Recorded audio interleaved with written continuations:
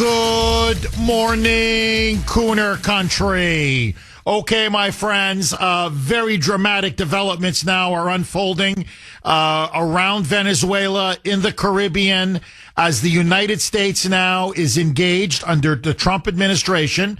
This is clearly now being driven by President Trump, Secretary of War Pete Hegseth, and Secretary of State Marco Rubio. As I speak to you now, the United States is engaged in the greatest military buildup in the last 3 decades in the Caribbean, and it is aimed specifically at toppling the communist dictatorship, the anti-American, frankly brutal dictatorship of Nicolas Maduro, that thug who now runs Venezuela with an iron fist.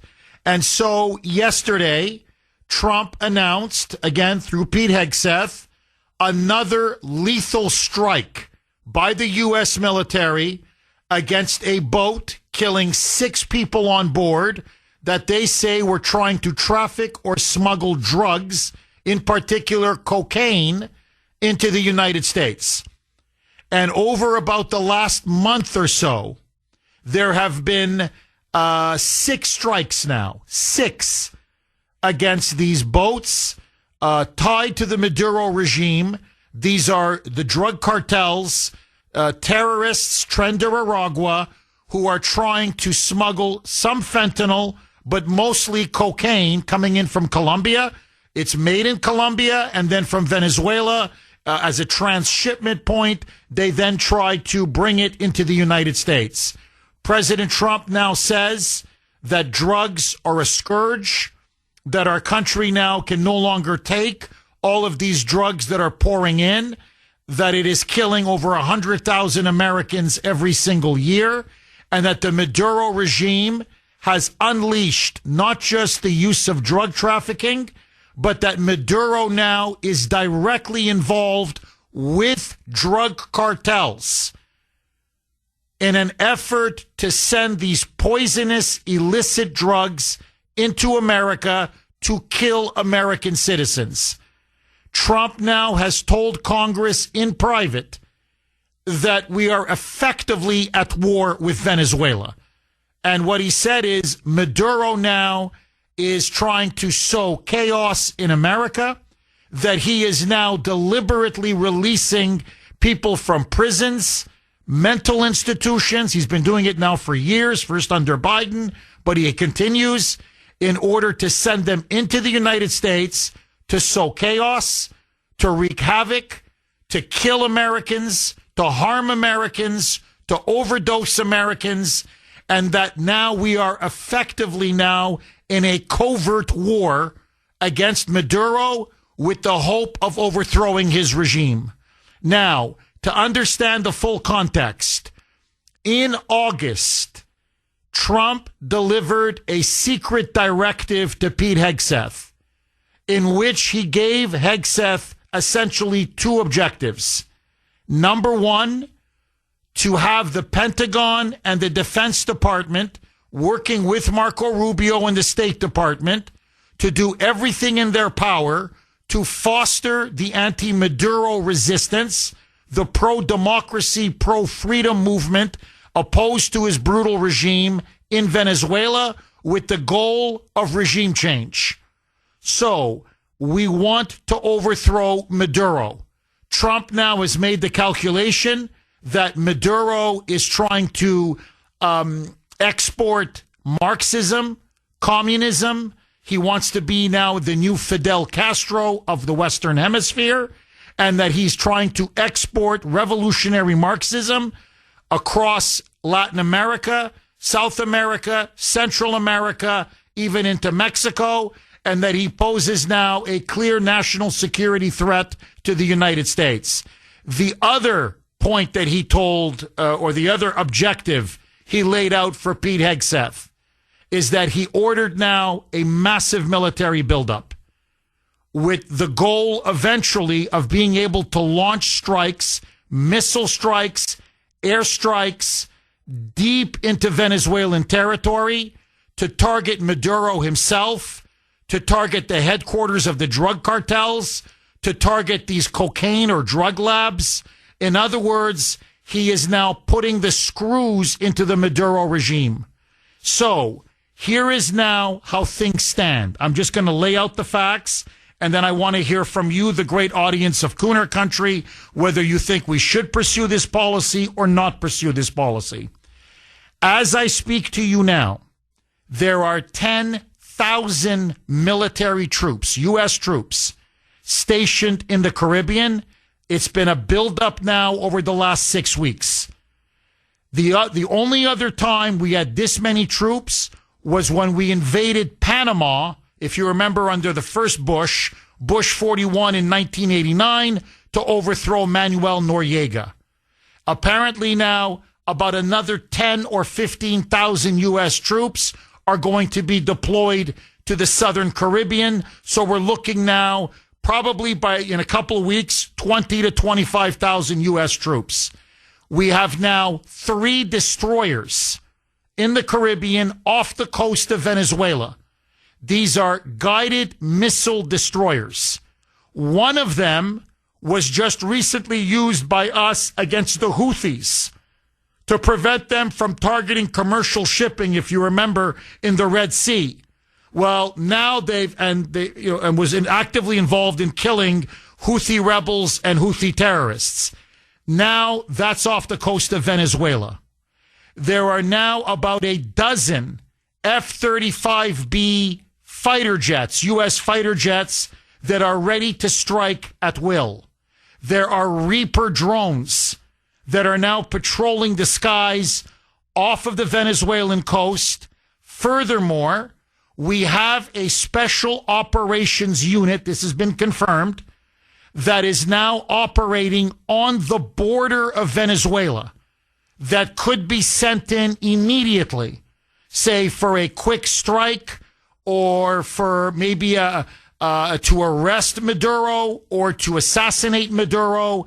As well, we are conducting now surveillance flights over Venezuela. We are actively now spying on the regime and the military movements of the Maduro regime. So clearly now, there's no question, we have deployed Navy assets, military assets. We are building up our forces in the region. Trump would like to see Maduro go. Most Republicans in Congress would love to see Maduro go. Maduro himself has now come out and said that we are effectively at war with the United States, a covert war. And he is now warning the United States that if they should launch strikes within Venezuela, that this will be an official declaration of war. He will mobilize his army, about 125,000 men. And listen to this, the indigenous peoples, the Native American Indian populations, I swear to you, of Venezuela, many of them who live in the jungles of Venezuela, he is going to turn them into his brigades, in which he says he will use them almost like kamikaze fighters to go after American forces that are stationed right near the border of Venezuela. As he told a rally just last week in Caracas, the capital, quote, "If the gringos strike, we will respond with everything that we have." And so Maduro now is gearing up for a potential war. He apparently now is also working with Marxist rebels and groups, guerrilla groups in Colombia. They're also helping to traffic drugs into the United States, but militarily now, they are going to be working with these Marxist guerrilla groups in Colombia who are now being allowed to set up bases within Venezuela to help the Maduro regime survive and strike back should we decide to try to topple the Venezuelan strongman. So this is now where things stand. I want you to listen now to President Trump saying, in fact, let me play the clip on the other side. I don't want to rush it, but essentially now he has publicly said Maduro has to go. He has to go for 2 reasons. he is trying to deliberately destabilize the entire Western Hemisphere by working with these drug cartels, and he is killing Americans by sending in drugs, by sending in Tren de Aragua, and by working with other cartels to kill Americans, or as many Americans as possible. And so as far as Donald Trump is concerned, you want to win the war on drugs, you want to stop the cocaine and the fentanyl that is poisoning our people and killing about 100,000 a year, he says you have to cut off the head of the snake. And the head of the snake, according to Donald Trump, is Nicolas Maduro, the strongman of Venezuela, who now is working, according to multiple media reports, with nine of the largest narco-terrorist organizations. 617-266-6868 is the number. Okay, Venezuela now. It's back in the news. There was another big strike yesterday against a boat carrying drug smugglers. This was a lethal military strike launched by the U.S. military. Pete Hegseth, under orders from President Trump, gave the order, the command to take it out. It is now the sixth boat that has now been hit with an American. Either they dropped a drone, dropped a bomb on a boat, or a direct missile strike. It's the sixth boat that has now been obliterated. 27 people have been killed. These are all drug smugglers. So far, thank the Lord, no American forces or soldiers have been hurt. Maduro now has called this extrajudicial killings, saying that these are Venezuelan citizens that are being targeted. Of course, they deny that they're smuggling drugs or that these are drug traffickers. And so, as far as Maduro is concerned, the Venezuelan regime now says they are effectively at war with the United States. He is telling his people to get ready for a potential U.S. invasion or for U.S. missile and airstrikes deep within Venezuelan territory to take out the headquarters of these big, large cartel organizations and some of their massive labs where a lot of the drugs are produced or upgraded, and then they are shipped from Venezuela into the United States. Now, there's also talk about Argentina. Milei, the leader of Argentina, is in trouble. The economy of Argentina is not doing well. And now Milei is asking for essentially a $20 billion bailout.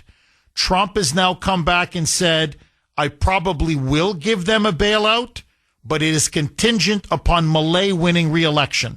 In other words, if the socialists are going to come back to power, if the hard, radical Marxist left that drove Venezuela into the ground after decades of misrule, if they come back, I'm not going to give them $20 billion because that's just money down a rat hole. So they were talking a little bit about Argentina and whether Argentina will be getting a $20 billion bailout from the United States. And then, of course, it pivots from Argentina to Venezuela because the Maduro regime is trying to destabilize the Milei government in Argentina. That's one of the things Maduro now is actively doing. He's taking the place of Fidel Castro. And so he's trying to export communist Marxist revolution across the Western Hemisphere, and he's partnering with the largest, most powerful drug cartels to do it. Listen now to Trump when asked by a reporter, what is your plan for Venezuela and for Maduro, its dictator in particular? Roll cut 6, Mike. You talk about Argentina and important in the Latin American. What is your plan for Venezuela? What is the terrorism, the narco-terrorism in the President Maduro? What is your plan about it? Venezuela's done a couple of things very badly. Number one, we get drugs and all of that. But we get something in a way worse because they're a big purveyor of drugs, but we have worse. What they do very well is they send their criminals into the United States, and they send Tren de Aragua, that you know very well. You're from Venezuela, I assume. And they send them in by the thousands, literally. And these are the worst of all. They empty their prisons into the United States. They empty their mental institutions into the United States. Now, he then went on saying that this occurred under the Biden regime, that this was an absolute disaster, that Biden has blood on his hands. And then he said something has to be done to stop Tren de Aragua and to stop Maduro from sending all of these drugs and all of these criminals and all of these gangs and all of these transnational organized criminal organizations from killing our citizens here at home. And he just left it at that. Now, as he's talking with as he's talking about getting tough, he's, as I said, engaged now in the biggest military buildup that we have seen in the Southern Caribbean, which is all aimed at Venezuela, in the last 30 years. We are really now starting to load up on destroyers, on drones, on F-35 fighter jets. There's now a Marine Expeditionary Force that has now been sent very close to the Venezuelan border. There's a special operations unit that I said is now, as I said in my opening monologue, is now operating right on the border of Venezuela. We are conducting there's spy planes, espionage, surveillance from the air is 24/7 around the clock. Maduro is clearly feeling the pressure. There's no question. And he is mobilizing his country, anticipating either missile airstrikes within his country or an attempt to eventually destabilize and overthrow his regime, or maybe even a full-scale invasion.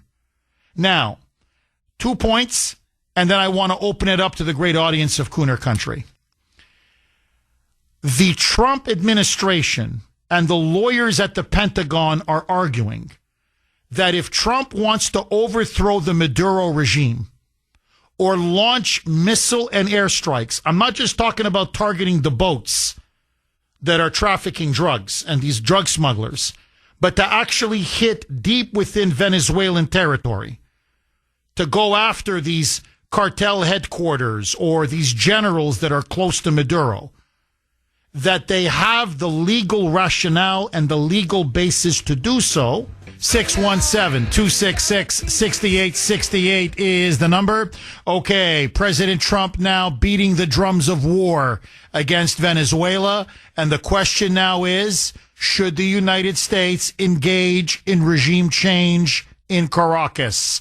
617-266-6868. So, as I was saying just before the break, Trump's people are convinced, the Pentagon in particular, their legal team has said, no, Venezuela now, by bringing in Tren de Aragua and these transnational criminal gangs who have now been designated as foreign terrorists or foreign terrorist organizations, killing Americans here, that we have a right to defend ourselves, and that Trump has the entire legal basis, both domestically and internationally, to launch missile strikes, to launch airstrikes, to conduct more lethal strikes on these boats that are smuggling drugs. As I said yesterday, they released the satellite imagery of another strike on one of these boats, killing apparently 6 narco-terrorists on board who were smuggling or trying to smuggle cocaine into the United States through the Southern Caribbean. We are now in a massive military buildup. Trump clearly now doesn't want to just target boats. He wants to hit the Maduro regime. He wants to hit the Maduro regime very hard. Now, before we get into the should we, shouldn't we, there is also one very important element to this story. Maduro and his top generals, literally, not figuratively, literally, sit atop one of the biggest, wealthiest, most powerful drug cartels in the entire Latin American world. It is called the Cartel of the Suns. And they're engaged in narco-terrorism. They are engaged in producing fentanyl, in shipping cocaine. Drugs is their business. It's a multi-billion-dollar business. Maduro and his generals have enriched themselves. So while their people are starving, while their people are immiserated and living in slums and poverty, Maduro and his generals are getting very rich and very fat off of the billions of dollars that they're involved in regarding drugs and narco trafficking. They also use a lot of this money to pay for these private militias and guerrilla groups that Maduro now is backing and that he's created in Venezuela, in Bolivia, in Colombia to expand his own personal socialist/communist empire. So he, in a sense, is not just the leader of a country. He's also a narco-terrorist. He's almost like the head kingpin of the biggest drug cartel in the entire Western Hemisphere. So we're not just dealing with a leader, we're actually dealing with a drug cartel overlord. So, in other words, Maduro is many things. He's not just a thug and a dictator. Now, furthermore, and I want to thank Andy for making this point, because Andy messaged me maybe about 10 minutes ago, and he said, Jeff, if you remember, the last election in Venezuela, Maduro stole the election. He engaged in rampant voter fraud, election theft. He lost. The world said he lost. And so he has very little to no popular legitimacy and very little popular support in Venezuela. And that's one of the things Pete Hegseth and Rubio are stressing to Trump, that if we were to make a move for regime change, they're convinced that most Venezuelans would welcome it. And that goes to Maria Corina Machado, if you remember, won the Nobel Peace Prize last week. And she accepted the award in Trump's honor and dedicated it to Donald Trump. And she delivered a speech in which she said one of the reasons why Maduro is on the ropes, one of the key reasons why the Maduro opposition, the Democratic opposition, is now surging in Venezuela is because of the covert support that they've been given by Trump and by the Trump administration. And Machado is waiting in the wings to replace Maduro should the Maduro regime fall. Maduro, by the way, went absolutely berserk when he found out that Machado had won the Nobel Peace Prize, because that's his archenemy. That's the leader of the Democratic opposition against him. And he referred to her, I kid you not, as a quote-unquote demonic witch. And he has put a bounty on her head, calling for her to be killed and assassinated. Now, Trump and the administration have put a $50 million bounty on Maduro's head, saying that anybody who provides information that will lead to Maduro's arrest will be given $50 million. And so Maduro now is increasingly paranoid that maybe one of his generals or people close to him will turn him in or give away his location, where the special operations forces, American special operation forces, can then be sent in a surgical a mission to arrest Maduro and bring him to the United States. And so Maduro now is worried that someone in his inner circle may betray him. And so he's becoming now increasingly paranoid. So he's under tremendous pressure. His regime is buckling. There's no question. He is now on the air in Venezuela nonstop, urging resistance, calling up the military, mobilizing the military, and basically waiting now for Trump to make his next move. Now, here is where I stand on this issue, and then I want to open up the phone lines. 617-266-6868. I can't stand Maduro. I want Maduro to fall from power. I think it would be a great thing, honestly, for the people of Venezuela, for the people of Latin America, frankly, for the United States, and for the entire Western Hemisphere. But I have to tell you, I have no appetite whatsoever for another war pushing regime change. It didn't work out for us in Afghanistan. It didn't work out for us in Iraq. It didn't work out for us in Libya. It's not working out for us in Syria.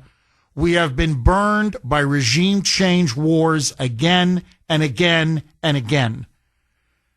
And yes, it'll be easy, I think, to overthrow the Maduro regime. But then what? Then what? Because, you know the expression, once you break it, you own it. So our troops are going to be committed to staying in Venezuela to oversee the transition to a democratic government, to oversee the transition to elections.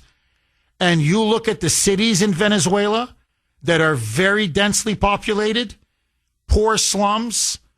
It is perfect territory with the jungles, the high Andean peaks, those huge mountains, for the Marxist left and these guerrillas to wage guerrilla war, like was done, for example, in Iraq, and just pick off our soldiers one by one by one by one. If the Venezuelan people want to rise up and overthrow Maduro, God bless them. But what we should do is continue to destroy these boats, continue to launch lethal strikes on anyone trying to transport drugs into our country, but we should not be in the regime change business. And finally, let me just say this. If there is a decision to start launching military strikes into Venezuela or to go for a regime change, it needs to have the full approval and authorization of Congress. 617-266-6868 is the number. Okay, my friends, let me ask you. It is the Kuhner Country poll question of the day, sponsored by Mario's. Mario's Quality Roofing, Siding, and Windows. Is the United States already at war with Venezuela? Obviously an undeclared war, probably, a covert war. But is the United States already at war with Venezuela? A, yes. B, no. You can vote on our webpage, wrko.com/Kuhner, wrko.com/Kuhner, KUHN as in National ER. You can also vote via X. And again, last night, I was very active on X. My handle, all one word, at the Kuhner Report, at the Kuhner Report, KUHN as in National ER. I'm a yes. If I was to vote in this poll, I would say, to me, without question, we're in a war in everything but name. It's a covert war. It's a secret war. It's a deadly war. And I think it's only going to get deadlier as time goes on. And already now you've got about another 10, 15,000 U.S. troops on their way into the Southern Caribbean to bolster the 10,000 troops that are already there. You have 3 destroyers. You have over almost a dozen now F-35 fighter jets. You've got drones. I mean, it's just, we are loading up now around the periphery of Venezuela. And I think it's only a matter of time before missile airstrikes are launched inside Venezuela to take out these cartel headquarters, to take out Maduro's generals, to start to go after the Maduro regime and maybe even Maduro himself. 617-266-6868. Now, I want Maduro to go. Please don't get me wrong. I want us to continue to hammer these boats that are trafficking drugs into our country. I think we have the full right to do that. We need to do that. But if we're going to do a regime change, I don't like it. We've had a bad history with regime change. I think right now Trump needs to focus on Antifa. He needs to focus now on the government shutdown. He needs to focus on getting the economy back on its feet completely, because the midterms now are going to be here quicker than people realize. He's got to put America first completely.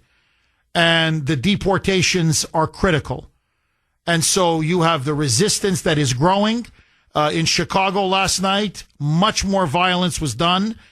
Greater violence was done against ICE agents. They're trying to tear down a security fence.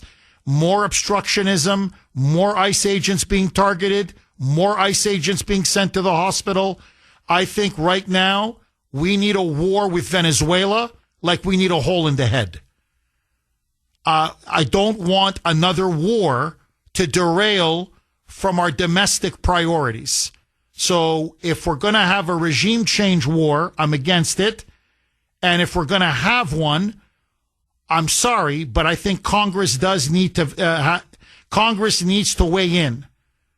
That's what the Constitution says. And we need, at a minimum, a declaration of war. If not a declaration, at least an authorization. And the people's representatives should vote. The American people should have a thorough debate whether we want to go to war against the Maduro regime and get involved now in another country and their internal affairs. And God knows how many troops will die there. So, I'm against the war. I'm against the regime change war. But if we're going to have a war, at least let Congress authorize and approve the war. Without congressional authorization, I'm sorry, it's an illegal war. Just my opinion. I want to hear from you.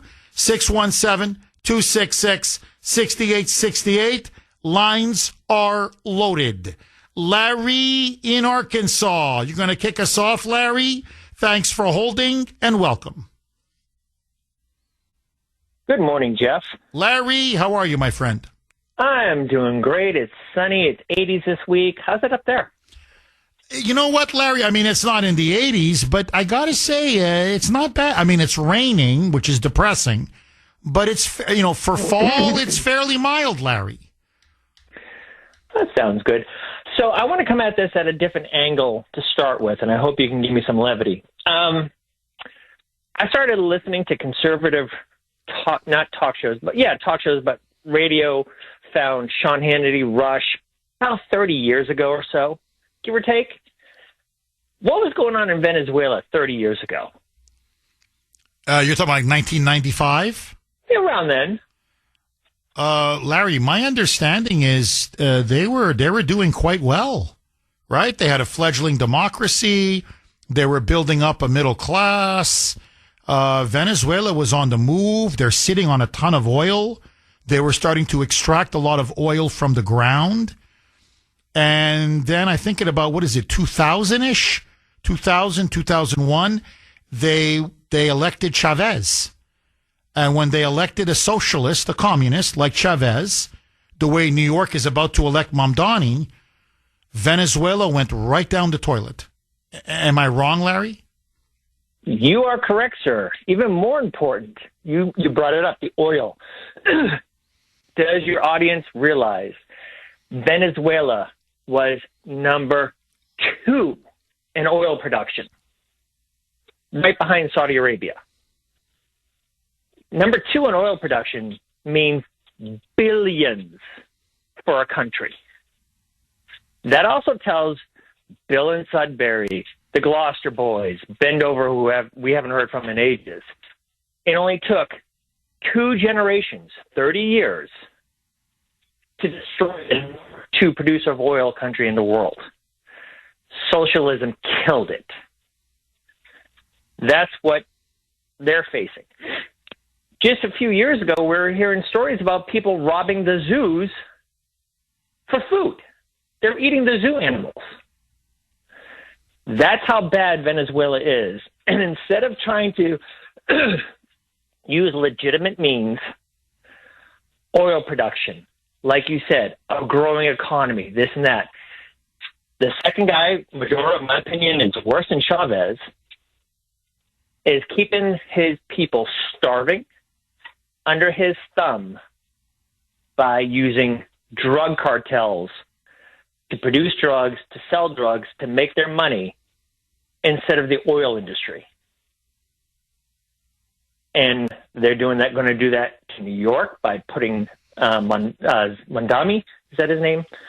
I can't keep up.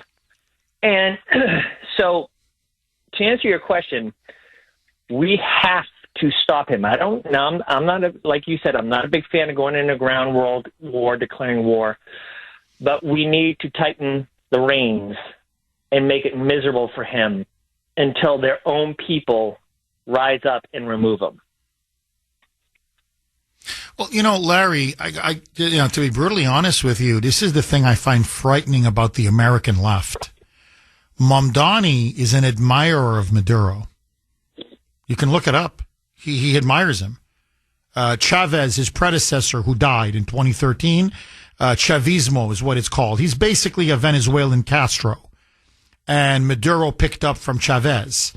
He was his anointed successor after Chavez died. AOC is a big admirer of Maduro and of Chavez. AOC, by the way, CNN now is going to do a big event tonight on the shutdown, a town hall with AOC and Bernie Sanders. Bernie, big admirer, not just of Castro. He's a big admirer of Chavez and he's a big admirer of Maduro. So the Democrats now are putting people at the very pinnacle of power that literally admire not just a third world Marxist thug and murderer, but someone who has driven that country into the ground. And as you rightly point out, Larry, they were at one point the number 2 producer of oil in the entire planet. The place is swimming in oil. I mean, forget cocaine or fentanyl or, and getting involved with the drug cartels. All you got to do is get the oil out of the ground. That's it. That's it. And the country's going to be flush with cash. But these communists are so freaking destructive and so incompetent and so fanatical that literally now Venezuela imports oil. And this happened, I don't want to get too astray here, but this is what happened to Ukraine under the Soviet Union. For centuries before the Soviet Union, before communism, Ukraine was the breadbasket of Europe, literally. It fed Europe, bread, wheat, grain. The communists come in, collectivize everything, destroy everything. Ukraine had to import grain.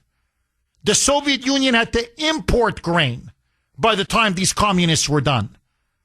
I mean, I'm not trying to exaggerate, but most of Ukraine is a giant wheat field. It's very fertile land.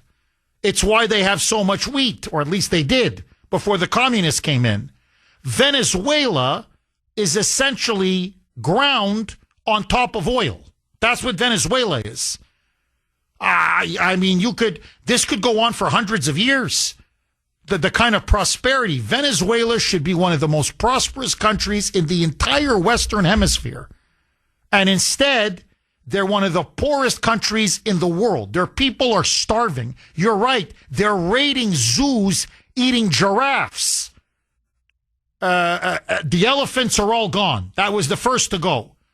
But they're eating giraffes just to feed themselves. They're going around in Caracas. They go through garbage cans and get the scraps of food from the garbage cans. So that's what happens when you elect these kinds of people to power.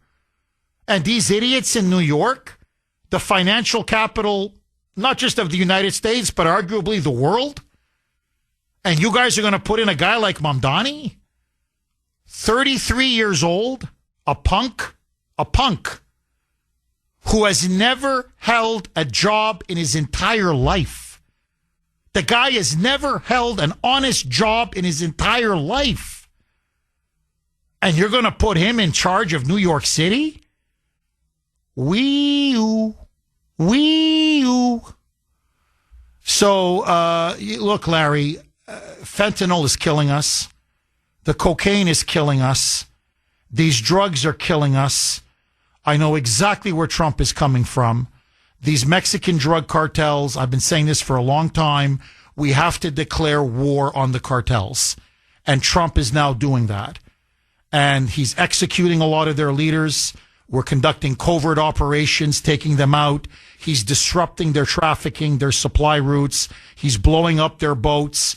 In fact, now it's becoming so dangerous. Trump is right. He's saying, watch now, they're going to try to come in through land. We're going to have to interdict them now through land. And the only way they can come in is through the Mexican border or through the Canadian border. And so we got to be ready.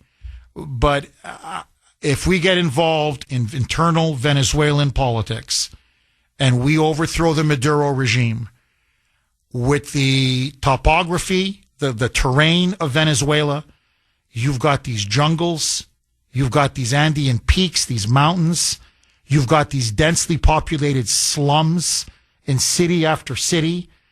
These Marxist guerrillas can hold up there and they can fight for decades and decades and decades. And they can just pick us off one by one by one. Look, if we have to fight a war, we'll beat Venezuela. We'll beat them in 24 to 48 hours. But honestly, we got so many problems here at home. When I read this and I'm like, please don't tell me we're going for another war. Like, I am warred out. I am sick of war. We've got to start focusing on problems here at home. And I know drugs is a big issue, but we can interdict the drugs and not get involved. Now, if the Venezuelans want to rise up, and they have a wonderful leader in Machado, she's honest, she's a patriot, she's brave, she's smart, she's competent, she's tough, that's a different story. But it's going to be up to the Venezuelans. We can't be the policemen of the world. I mean, we can't. We can't. And plus, we're going bankrupt. So, what is it, 37 now, $38 trillion in debt? We invade Venezuela or we get involved in a regime change war. This is going to cost potentially trillions of dollars. So I'm like, no, please, no more wars. And if we're going to have a war, for God's sake, let there be a debate. Let the country have a debate. Let there be a debate in Congress. Because if things go south, Congress will turn on President Trump. And honestly, Trump now has so many enemies. The last thing he needs now is a war. And remember, he ran on getting us out of these endless wars. Hell, he just won he just ended the war in Gaza. And everybody says he should have won the Nobel Peace Prize. He's going to start potentially a war now? When we've got massive problems in deporting illegal aliens from our own country? And the resistance is rising and getting more violent? We've got to focus on problems at home. Let the Venezuelans liberate Venezuela. Larry, thank you so much for that call. Just my opinion. You can agree, disagree, obviously. Let's go to George in New Hampshire. Thanks for holding, George, and welcome. Hey, Jeff. Thanks for taking the call. My pleasure, George. Yes, sir. My big thing, I agree with you 100%. I love this. I love how Trump's addressing this drug thing. It's late. To believe we're so late to the party on this issue, it blows my mind, and I 100% endorse what he's doing in terms of these isolated attacks on the poison coming into our country. But I guess the only thing that I wanted to make you aware of, and I'm sure you're aware of, is this Al-Qaeda ISIS attack that, like, Sarah Adams is really basically highlighting. I'm sure you're aware of it. But that's that's a huge threat to our country. So there's so many pieces on the chessboard that are happening at one time. It's kind of mind blowing, and I would love it if you could highlight, maybe do your homework, or please weigh in on that issue, because it's a 3 times the attack that 9/11 experienced supposedly, and it's pretty scary what she's at least laying out. You know what I mean? So I think a lot of this resistance that Trump is getting would be put down if God forbid anything did happen to the homeland, and because it's a black and white issue. No one wants the war brought to our states. You know, do you have any real opinion on that? Because I mean, Antifa's Antifa, and I think Antifa he's handling it as the best he can right now, and I don't see how he could really do anything different on that issue, you know? Well, to be honest, George, look, I love Trump. I agree with him 99.9% of the time. I think he's one of the greatest presidents, maybe now the greatest president we've ever had. If he's not the greatest, he's on his way to becoming the greatest. I think, to be honest, I think Pam Bondi is screwing him. I think he's made a couple of personnel mistakes. I don't want to beat a dead horse, but I'm just calling it the way I see it. I think he needs a different attorney general. And the reason why I'm saying this, I think he's not sending in enough troops into Portland or into Chicago or into Los Angeles. Look, Chicago is a city of many, many millions of people. It's one of the biggest cities in the world. And Trump is sending in 500 National Guard troops. That's nowhere near enough. Now, they're already going crazy in Chicago over 500. Brandon Johnson's losing his mind. Pritzker, Golden Corral is losing his mind. But it doesn't matter. You need at least 5,000 troops. Minimum. Look, yesterday there was another violent attack against ICE agents. Several of them were sent to the hospital. They're now literally trying to tear down the security fence that they erected around that ICE building that is being now relentlessly attacked almost every day. They're throwing gas, accelerants. They're trying to burn the building down. They're throwing rocks, bottles, bricks. Gunshots now are being fired at that ICE building. ICE agents now, again, another ICE vehicles were rammed by another convoy. This happened just yesterday, where these were illegal aliens who went into their cars and smashed their vehicles into ICE cars, into ICE vehicles. So ICE is saying they're making it very difficult, almost impossible for us to do our job. You got to come in much heavier than 500 National Guard troops. And I don't blame Trump. I blame Pam Bondi, because ultimately it's the Attorney General and Hegseth to a bit of a lesser degree. And my concern is, and I'm very happy the hostages are home. I'm very happy that Trump signed that peace deal and that there's that peace summit in Egypt. But okay, it's great. I love it.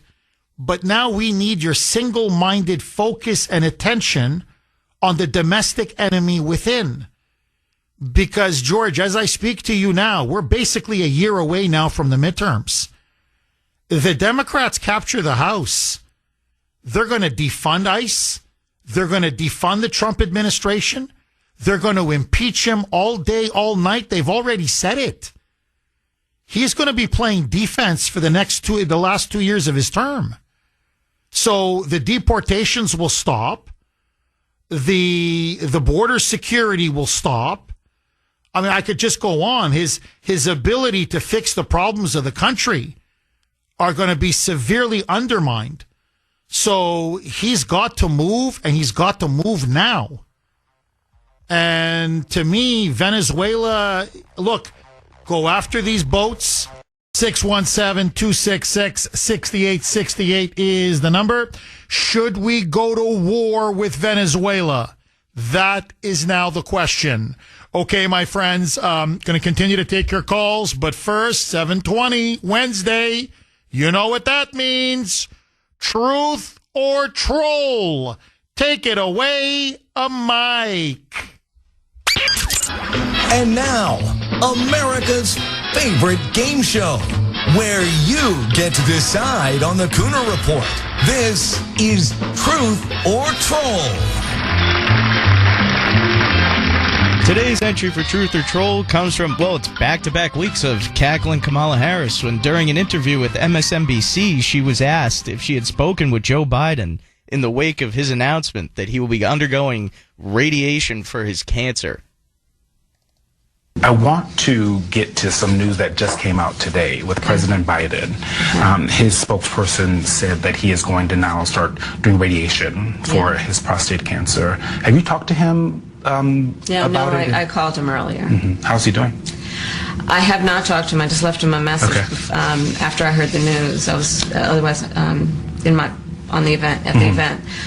I think Joe Biden is a fighter, and that is what I told him and left him a message. He's a fighter. So that was a very quick backtrack. Yeah, I talked to him. No, I didn't talk to him. I left a voicemail. Now the question is she telling the truth? Did she actually leave him a voicemail? Or is she just trolling and she's never even called him? I bet she hasn't even called him. I'm serious, Mike. He can't stand her. She helped orchestrate his overthrow off the ticket, where they stabbed him in the back. Obama, Hillary, Nancy Pelosi, and then this one here, Kamala Harris. No, they can't stand her. Hunter Biden's made it very clear that Joe Biden sees her as a Judas. So they're not on speaking terms. She didn't call. She's lying. And think about it. I mean, this is the state of their relationship, even if she's telling the truth, just for the sake of argument. Well, that's what I was going to say. What if she did call him and he was like, screw this lady. Exactly. I don't want to talk to her. That's which the might vice even president. Be funnier. Exactly, Mike. That's your vice president, and you won't even pick up the call? As you're battling prostate cancer? Send it to voicemail. I don't know what's worse. She's lying or she's telling the truth. She's a clown. Mike, I'm telling you, she's a clown. This book tour is blowing up whatever chances she had of winning the nomination in 2028. But my honest opinion, I think she's lying. She's trolling. She never even called. Just my opinion. Okay, so let me ask all of you, truth or troll? Former Vice President Kamala Harris was asked if she had called President Biden after the news he was having radiation for his cancer. She said she left a voicemail. Did she really call him and leave a voicemail? Or is she trolling, i.e. lying? No call was ever made. A, truth. B, trolling. You can vote on our webpage, WRKO.com/Kuhner, WRKO.com/Kuhner, KUHNER. Or if you prefer, you can vote via X. And I'm very active on X. My handle, all one word, at the Kuhner Report, KUHNER. By the way, would you take a call from Kamala Harris? Seriously. The first question you'd ask yourself is she sober? I'm like, oh no. The boozer is, the lush is calling me again. Hey, what do you think? Sober? Not sober? Nah, probably not sober. You know what? 6 sheets to the wind. Take her to voicemail. And let's see if she's semi-coherent. Ken in Georgia. Thanks for holding, Ken, and welcome. Jeff, how are you? Good. How are you, Ken? Good. I'm in agreement with you. I think the minimum they should do is at least send in the Green Berets to train up rebellion force or resistance force in Venezuela. But what I'm going back to is your comment on Pam Bondi. I don't think she's trying to screw Trump. I think she just doesn't have anybody underneath her who's willing to do what needs to be done. I think they're on their third attorney in Virginia now. A lot of what I've been hearing and reading is a lot of the prosecutors there don't think the case against Comey is worth prosecuting. Well, those prosecutors who don't think Comey's worth prosecuting are Democrats. So obviously they don't want to see Comey get prosecuted because you go after Comey, you expose the massive corruption at the heart of the deep state and at the heart of Biden's and Obama's FBI. So that's why they're trying to protect their own. No, look, it's not a question of whether Pam Bondi wants to screw Trump. I don't think she wants to screw Trump or sabotage him or undermine him. She's just not up for the job. It's nothing personal. probably a decent attorney general for the state of Florida. You know, it's like a college quarterback. Not bad in college, but just can't play can't play in the NFL. And she's now in the NFL. She's in the big leagues. And she's not aggressive enough. She's not proactive enough. Look, I saw her, recently in front of Congress. I was not impressed with her answers. She doesn't seem to know her brief. She seems to be defensive. She seems to be insecure. But look, it's not whatever you think of my opinion, the fact of the matter is 200 National Guard troops for Portland is not enough. 500 National Guard troops in Chicago is nowhere near enough. It's an insurrection. It's a clear insurrection. And they are rebelling against federal authority. They're rebelling against federal law. They are putting ICE agents' lives in mortal jeopardy. And they are impeding Trump's deportation. Okay, another U.S. military strike against a Venezuelan boat, killing 6 drug smugglers on board. They were smuggling drugs, or trying to, off the coast of Venezuela into the United States. It is the 6th such strike launched by U.S. forces in the last month alone. 27 people now over the last month have been killed, all of them these drug smugglers. Tren de Aragua is now been designated a terrorist organization, a major drug cartel of the Suns, that Maduro literally is part of. In fact, he's the head of it. He sits at the top of it along with his generals, has also now been designated a terrorist organization. And now the drums of war are beating. President Trump has called for a massive military buildup. 10,000 troops now right off the coast of Venezuela. 3 destroyers, or nearly a dozen fighter jets, dozens of drones capable of dropping bombs, surveillance planes, special operations forces are now at the border of Venezuela. The Venezuelan opposition is now calling for a complete uprising against the Maduro regime. Maduro now is calling up 125,000 troops. He also now is working with indigenous groups, wanting to form brigades to defend his regime. Biden famously said to people who opposed him like me, good luck fighting fighter jets with our rifles and our guns. Forget rifles and guns. What are these poor native indigenous Indians going to fight the U.S. Air Force with? A bow and arrow? A tomahawk? But Maduro is going to mobilize every possible element of defense. He fears his regime may fall. Are we about to get into a regime change war? And do you support it? I'm against it, not because I like Maduro, quite the contrary. But to me, we got to focus on problems at home, and that any war that involves regime change should at a minimum have the full backing and support of Congress and the American people. But that's me. I want to hear from you. Angelo in Rockland. Thanks for holding, Angelo, and welcome. Good morning, Jeff. How are you? Good. How are you, Angelo? I'm doing pretty good. I think where Trump's coming from on this, it is a problem at home. I think the dirty elections are similar to, all the similarities are the same. The dirty money, the dirty elections, the dirty politicians that are keeping the drug flows coming in. And I think Trump knows a little more than he'll say. He never shows his true hand. What he's doing is he's attacking these boats and stuff, and he's stopping a small money flow to the people who have their wallets open here in America. And he knows who they are, and he's disrupting the flow just a bit. But I think he's at the point where he's had enough. But like you said, do the right thing. Go through Congress before you start surgically striking them. We can do that at any time. I think a bigger threat, to be quite honest with you, is the homegrown terrorist. I would go there, like you said, and really take care of business. Look at all the money trails. There's so much going on. I tried to get on with you the other day in regard to the conflict in the Middle East, and thank God that went well. And there's so much good things going on, but you can't tackle the whole world. These drugs got to go, Jeff. And the other thing is China has their hand in the drug trade as well.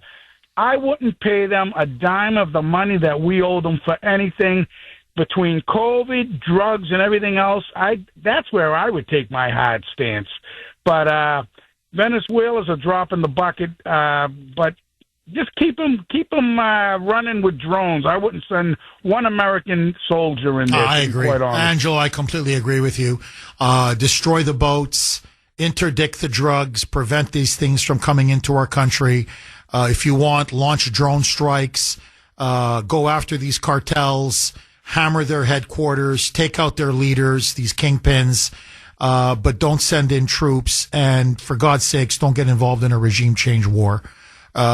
China is a much bigger threat. If we're going to talk about foreign adversaries, China is a much bigger threat than Venezuela. And you still got this war between Russia and Ukraine to settle. There's so many other things. We got much bigger fish to fry.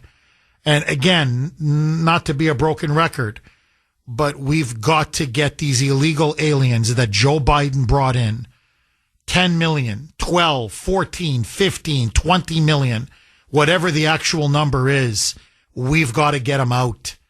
That's an invasion, and our country cannot survive that invasion. And so if you're going to use the military, to me, that's where you use the military. Angelo, thank you very much again for a thoughtful call. Bill in Sudbury. Thanks for holding, Bill, and welcome. Hello, good morning. Good morning, Jeff. Hi, How Bill. are you today? Good. I just wanted to weigh in on Venezuela. I think this is the same. He does the same game on you over and over again, and you fall for it every time. You remember, this is the reason he gave why we wanted to take over Canada. Remember? Fentanyl was coming in from Canada. Fentanyl is like some magic password, and just all questioning, all contradiction goes away because nobody could possibly be in favor of fentanyl. Remember that? It's the same reason he gave for Canada. I have no idea what you're talking about. Like, I'm sorry, I'm trying to keep it civil and respectful, but, like, honestly, are you a moron? Like, seriously, dude, does the elevator go to the top? Number one, he's not talking about fentanyl in Venezuela. He's talking about cocaine. And the bigger problem is not cocaine. The bigger problem is Tren de Aragua.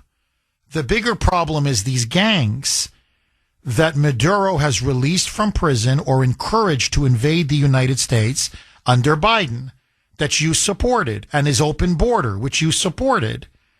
And he never said he was going to invade Canada. If you believe that, I'm sorry, you're an idiot. What he said was Canada should be the 51st state of America, peacefully, democratically. In fact, he offered to pay every Canadian $1 million. $1 million. And it would have to be ratified by the Parliament of Canada and in a national referendum. And by the way, the idea of Canada becoming the 51st state is something that goes all the way back to Abraham Lincoln. So this is nothing new on the part of Trump. Now, the Canadians said no, and Trump has said, okay, fine. You don't want to take the money? Don't take the money. But you're going to get a tariff like everybody else. Because the argument, just to educate you for 2 seconds, the argument that Trudeau, before, the previous prime minister, Justin Trudeau, argued to Trump, you can't impose a tariff on us. And Trump was like, why not? He said, well, we're basically the 51st state. Like, why would you do that? And he's like, whoa. Well, if you want to be the 51st state, then yes, I won't impose a tariff. But no, you guys have high tariffs on us when it comes to dairy, milk, cheese, timber, lumber, a whole list. So you can tariff us, but we can't tariff you. So if you want to be the 51st state, then become the 51st state. Otherwise, you're getting a tariff. That's where Trump came up with the 51st state idea. So again, I have no idea what you're saying. Either you don't listen to the show or you can't comprehend what I'm saying. Final word to you, Bill. No? Nothing left for you? Nothing left in the tank there, Bill? Just more Trump derangement syndrome? Jeff Kuhner, Boston's bulldozer. Okay, very, very quickly, because there's a lot of other stories I want to talk about, but just to tie it all in, the biggest threat that Venezuela poses, and Trump has been adamant on this point, is not the cocaine or the drugs, bad as they are. It's the gangs. It's the transnational criminal organizations. It's Tren de Aragua. It's these criminals tied to Tren de Aragua, tied to the Maduro regime that he has let out from prisons or emptied out of his country and told them to come into the United States with the deliberate intention of sowing chaos, violence, wreaking havoc, going into these sanctuary cities, importing, obviously, drug trafficking, sex trafficking, trafficking children, committing crimes, rapes, carjackings, burglaries, extortion, murders, and that is getting Americans killed, and it's sowing terror on the streets of the United States. And that really, for Trump, is almost why he believes Maduro has, in essence, declared war on the United States. And who are Maduro's collaborators? They're sanctuary city mayors like Michelle Wu. Here in Boston, Marxist Michelle. Or Brandon Johnson in Chicago. Or that crazy moonbat mayor in Portland. Or the mayor in Seattle. Or the mayor in San Francisco. Who have welcomed not just illegal aliens, but violent criminal illegal aliens, including, by the way, not just Tren de Aragua, MS-13, Mexican drug cartels into their cities to terrorize their neighborhoods, their citizens, their residents, and their streets. Well, Trump now has had enough, not just with the Venezuelan regime and with Maduro and with Tren de Aragua and MS-13, but yesterday he said, I've had it with these sanctuary city mayors. And in particular, it's not just that he's going to be sending in even more ICE agents to continue to deport these violent criminal illegals, and that now he wants to start cutting off federal funding. But listen now to this. Yesterday, he specifically warned Marxist Michelle, Boston's mayor, Michelle Wu, that if she continues to turn a blind eye to the crime, to the drugs, to the gangbangers, to the murder rates, to Tren de Aragua, to MS-13, and continues to order local police and law enforcement to impede ICE and ICE agents from deporting these violent criminal illegal aliens, then guess what? Boston, as you know, next year is going to be one of the host cities, one, not the only one, there's other host cities, but one of the host cities for the FIFA 2026 World Cup Soccer Championship. It's the biggest event in the world by far. Soccer is an incredibly popular sport, not so much in America, but around the world, it is by far the biggest, most popular sport.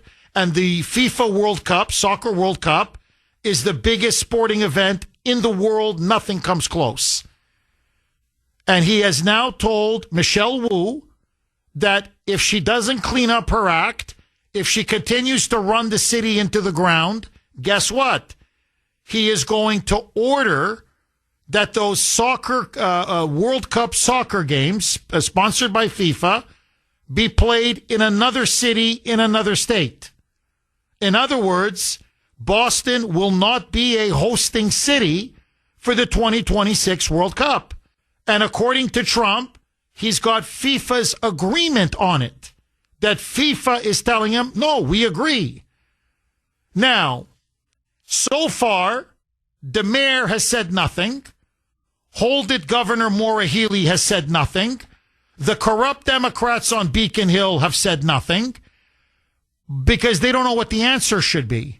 What are they going to do? Tell Trump to fly a kite? Fine. Then he'll just tell FIFA, take these soccer games and send them to another hosting city. Because the fact of the matter is, and as I said on X last night, and I want to repeat it, I am with Trump on this, not 100, but 1,000%. Boston should not be hosting or be one of the hosting cities for the World Cup Soccer Championship, the FIFA World Cup Soccer Championship next year.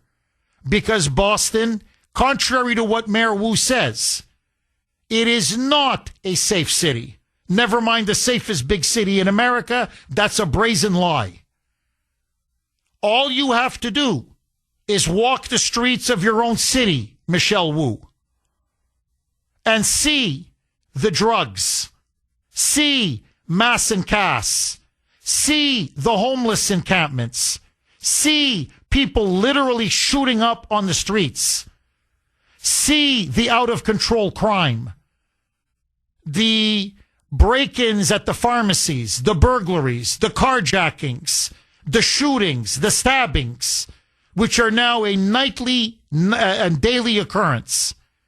So you have a city now that is awash in crime, awash in drugs, awash in filth, with the murder rate going up and up and up. Yeah, no, I can see why Boston would not be one of the hosting cities.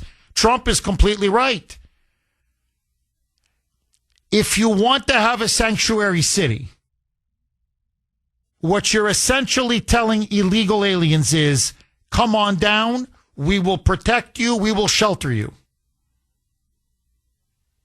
And what you're telling gangbangers in particular, from MS-13 to Tren de Aragua to the drug cartels, you can do business in Boston with impunity.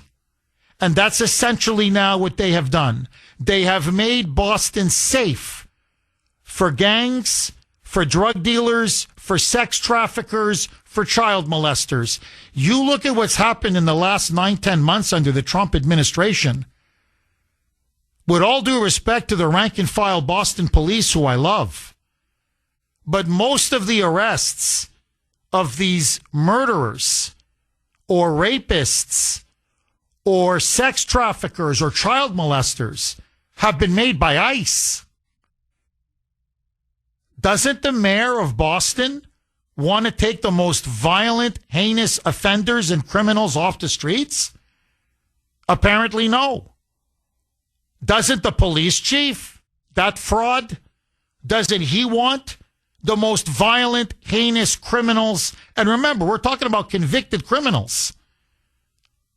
Doesn't he want them off the streets? Apparently, if they're illegal, yet, no. And then you have the governor, who has made the whole state a sanctuary state and is vowing resistance against Trump and against ICE. So if you can't guarantee a safe city, if you can't guarantee a city that you're not going to have nightly shootings and stabbings, or you go to the park and you're stepping on used needles, or you're going to see people literally injecting themselves with heroin or smoking meth on the freaking sidewalk, or you go to Boston Common or Mass and Cass or many other places, and it's one homeless encampment after another, with violent people yelling, screaming, shouting, blocking traffic. No, I don't think you should have the FIFA World Cup soccer in Boston.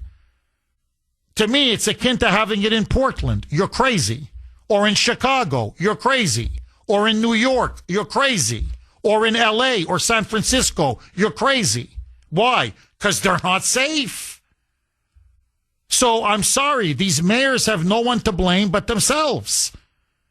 These sanctuary city mayors can't complain when Trump says, no, we're going to move it to Dallas. No, we're going to move it to Indianapolis. No, there's plenty of cities in the United States Frankly, Florida has a lot of them. Miami is a safe city. Tampa Bay is a safe city. Jacksonville is a safe city.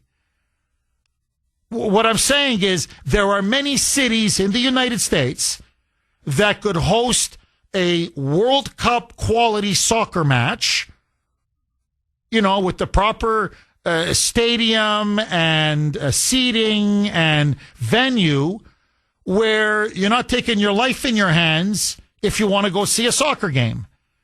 And as Trump said, let me just make this final point, and I want to go to you, the great audience. The World Cup, because it's the soccer World Cup, okay, the World Cup of soccer, it attracts tourists from all over the world. Again, it's the biggest sporting event. Whatever you think of soccer, and I know many of you in this audience would rather see paint dry or grass grow than watch soccer. But the fact is, for most of the world, it is by far, not even close, the most popular sport on the planet. And the World Cup is the epitome of soccer competition. Okay, it is the Mount Olympus of soccer competition. People are coming from Japan, from Asia, from all across Europe, the Middle East, Africa, Latin America, you name it, Australia.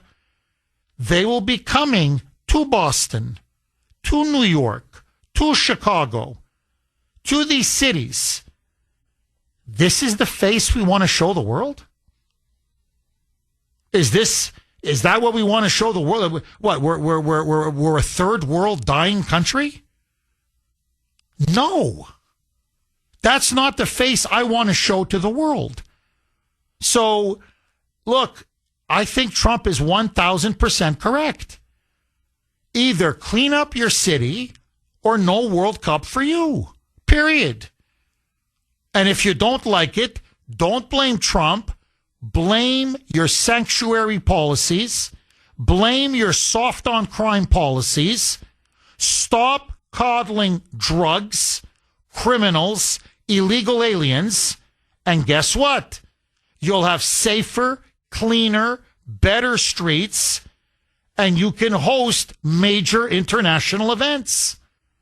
So let me throw this log on the fire.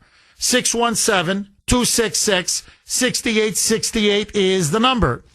Is President Trump correct? Should Boston lose its privilege, and it is a privilege, to be one of the hosting cities for the World Cup of Soccer, the FIFA World Cup Championship next year, if Michelle Wu will not stop coddling illegal aliens and allowing the crime rate and the murder rate to continue to explode? Is Trump right? Should she reverse her policies, crack down on crime, and stop destroying her city? And if she won't, is he right to then take away the World Cup from Boston? 617-266-6868. I say yes. If she can't make the city safe, take the World Cup away. Give it to, Miami. Give it to Dallas. There's plenty of other places where the cities are a hell of a lot safer. But that's me. I want to hear from you. 617-266-6868. Morris in Boston. Thanks for holding, Morris, and welcome. Hey, good morning, Jeff. Hi, Morris. I always love following Bill because Bill from Sudbury, I can literally rip a fart into the phone and sound smarter than Bill. You're Einstein. It's true. Yeah. You can fart into the phone, and right away I go, Morris, what are you, 150 IQ, 160? What are you? You're Einstein, obviously. So no matter what you say now, Morris, you're a genius. So go ahead, my friend. So, back to the Venezuela thing, and, I say this at home to my wife, we need to focus on what's going on in the four walls of this house. When we get that right, then we can look outside, but it's our job to prevent things from entering our home we don't want in our home, whether it be, our kids doing drugs, pornography, whatever it may be. It's our job to protect the home and protect those that live in the home. And that's what Trump's got to focus on. So boats full of drugs coming towards the U.S., blow them out of the water. I applaud that all day long, but we don't need to be going into Venezuela and, getting into it there, because it's just not going to look good. It's going to get twisted up that, he's a dictator, he's trying to take over another country, and all the good that he's done with the peace will be for nothing. So, my thought is keep taking out the boats. Eventually they'll stop coming. They'll find another way, but we've got a good enough intelligence against a country like Venezuela that we'll learn real quick, the next trick to bring drugs into the country. With regards to the World Cup, I agree with him 100%. That's a lot of money that could bring the city of Boston too. So, he's really putting her on the line there, to really cause, a lot of upset people. Boston's a big city that does like soccer. A lot of Irish people around here, they love soccer. So, I think that is a great idea, and she's going to have to live with that. So we'll see what happens there. But with Venezuela, just keep taking out the boats. Morris, I agree with you 1,000%. Very well said. I have the same rule with Grace, and she agrees with me. Let's take care of these, the walls within our home. Always our home has to be first. We want to help other people. We love to help charities, help our neighbors, help our friends. We do what we can, but you have to focus on the home, because that's A, what you can control, and B, that's your number one priority. And to me, a president, like a member of Congress or whatever, if you are up on Capitol Hill, their number one priority should be America and the American people. So blow these boats out of the water, amen. But another regime change war, count me out. Morris, excellent call as always. Thank you so much. No, you're right. There's a lot of Irish. There's also, frankly, a lot of Italians, the North End. It's always a big thing when, especially when Italy's playing in the World Cup. So you're right. People in Boston are going to follow the World Cup. It's also, you're right, it's going to bring in potentially a ton of cash. It's going to, it's going to bring in a lot of foreigners, tourists, and, they're going to spend money. Restaurants, hotels, they're going to go out. They're going to go to bars, nightclubs, whatever. They're going to do some shopping. Look, this is going to be a real bonanza. And, and people who attend World Cup soccer matches are, how do I say this? It's almost an experience. It's, they only do it once in their lives, most of them. They save a lot of money for that trip. They're here to come, have a good time, spend money. So this would be a huge thing for the city. So, this is not a concert that, one concert or whatever. Taylor Swift's not coming. Too bad. Or whatever. No, the World Cup, it's going to be a lot of games, a lot of fans, and it's going to be a big thing for the city of Boston, frankly, for the state of Massachusetts. So she's jeopardizing a lot of dollars. And also, to be honest, the prestige of the city. And to a lesser extent, the prestige of the state. And let me just say this, 30 seconds, because I want to go to Greg in Boston. Look, I've been on the air now, as you know, for a long time. And I've been on the air in Boston, as you know, for a long time. I can tell you this. Within the last 13 years, since I came to this city, I've seen the change in Boston. I've seen it. I've seen the change at the Common. I've seen the change in downtown Boston. I've seen what's happening in Mass and Cass. I could go on and on. This city has gotten, I'm sorry to say this, it's gotten more crime-ridden. It's gotten dirtier. It's gotten much less safe. It's not the same city. I'm not saying 13 years ago it was Shangri-La. But it's not, it's a more degraded and frankly more of a third world-like looking city. I made fun of Menino, Mumbles, but honestly, he was a much more competent and frankly patriotic mayor than any of his successors, whether it's Mari or Michelle Wu. The two of them together, held hostage by the radical left, have driven Boston into the ground. And to me, we're about to become the San Francisco of the East Coast. We're not quite there yet, but man, we're getting there. So, and by the way, you know what's extremely telling? She's going to run unopposed in November. She's going to run let me repeat this. She's going to run unopposed in November. Josh Kraft dropped out of the race. And by the way, Kraft, not that I'm a big fan of his, but a very liberal Democrat. Forget conservative. Forget centrist. Forget central, center left. Josh Kraft is a liberal progressive Democrat.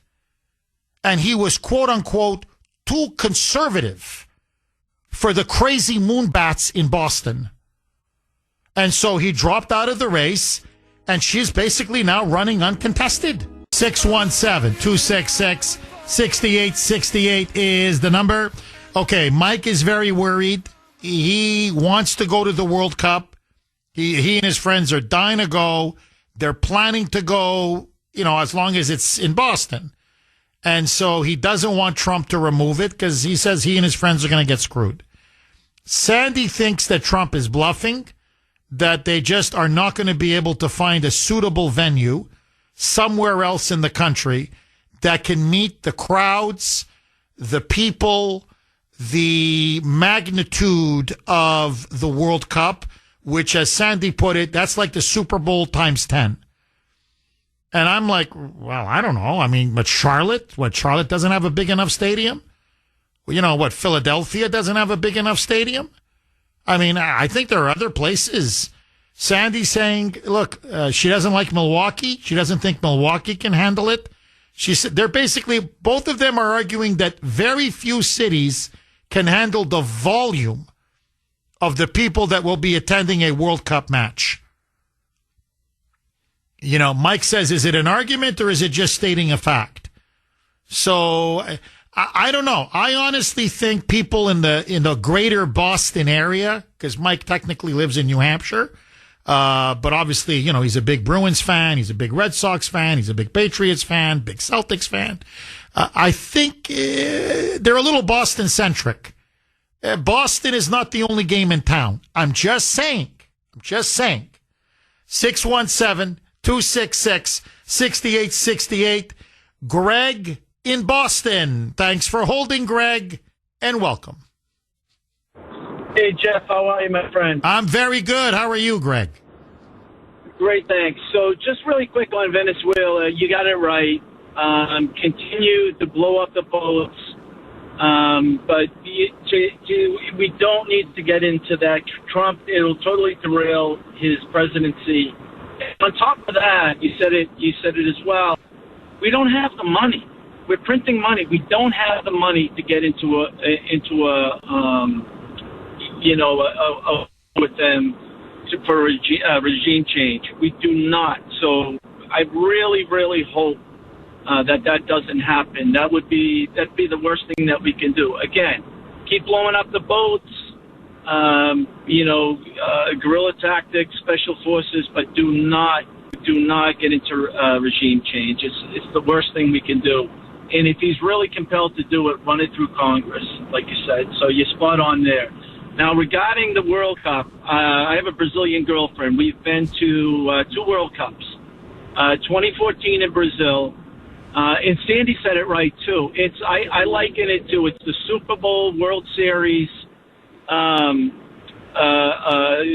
Stanley Cup Finals, and the NBA. It's all wrapped up into one. It is an experience. And so in Brazil, it was amazing. I mean, I remember walking out of the stadium. We saw the national team play, and it's just, you go to a bar after the game and you rewatch the game, and we know Brazil wins, and they're watching this, like it's brand new. It's an amazing experience. I also went to the World Cup in Russia. I saw Brazil lose to Belgium in Kazan. We went up to St. Pete's and to Moscow. Unbelievable experience. A trip of a lifetime. And so we were looking forward to it in Boston, but I really, really hope that Trump's not bluffing, because he's rewarding bad behavior.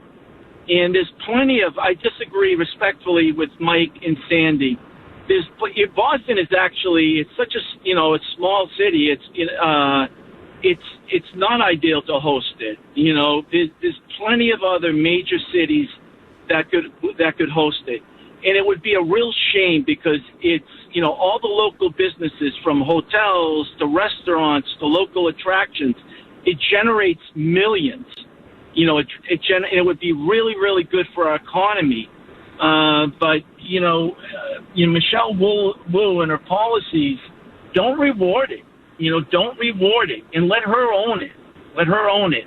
Mike and Sandy, Mike wants to go, fly down to Miami. It's a 3-hour flight.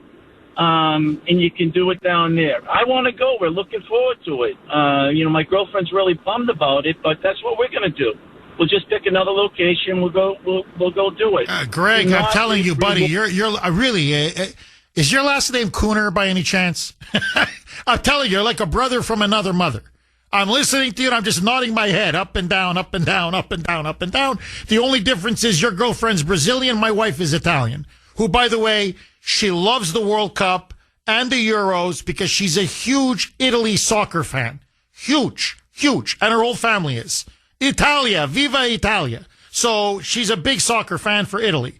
So she was looking forward to the World Cup and maybe catching a game in Boston. Like that's she's been bugging me about this for like months. Like, come on, we got to go. She says, I think Croatia's going to be coming. Jeff, come on. You got to go. And, and it's the festivities, it's the crowd, it's the ambiance, it's the feeling in the city. You're right. It's not just the money. It's the whole atmosphere. It's incredible. It's just absolutely incredible. And it's all on her. You're right. Why should we reward bad behavior? If she can't make the city livable enough, safe enough, civilized enough to host a World Cup, or one of the, cities that hosts a World Cup game, then it's on her. 617-266-6868 is the number. Okay, I gotta say, I'm always surprised at the kind of venomous hatred, that's the only phrase that comes to mind, that soccer elicits from some of the listeners. So listen now to this. This is from 917. You can text the Kuhner Man, 70470, 70470. Jeff, move the soccer tournament to a red state now. At once. You will not get any cooperation from Massachusetts blue politics ever, so why wait? Look at it more as a way to reward friends rather than punish enemies. Dallas, Jacksonville, hell, even Nashville, Tennessee. And then continues. Soccer is a third world game that should stay in the third world. Its very presence in the United States of America is a subversive force. Well, yeah, you read that's news to Germany and England and France and Italy, and I mean, it's it's news to that they're suddenly third world, but let that go. And then the texter continues, atmosphere, question mark. When I say it's an incredible atmosphere when you go to a game. No sport is responsible for more death and damage after important games than soccer. Well, that one, I think you may have a point.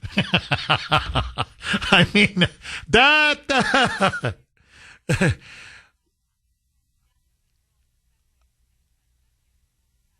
That's a good point, Sandy. That's a good point. Yeah.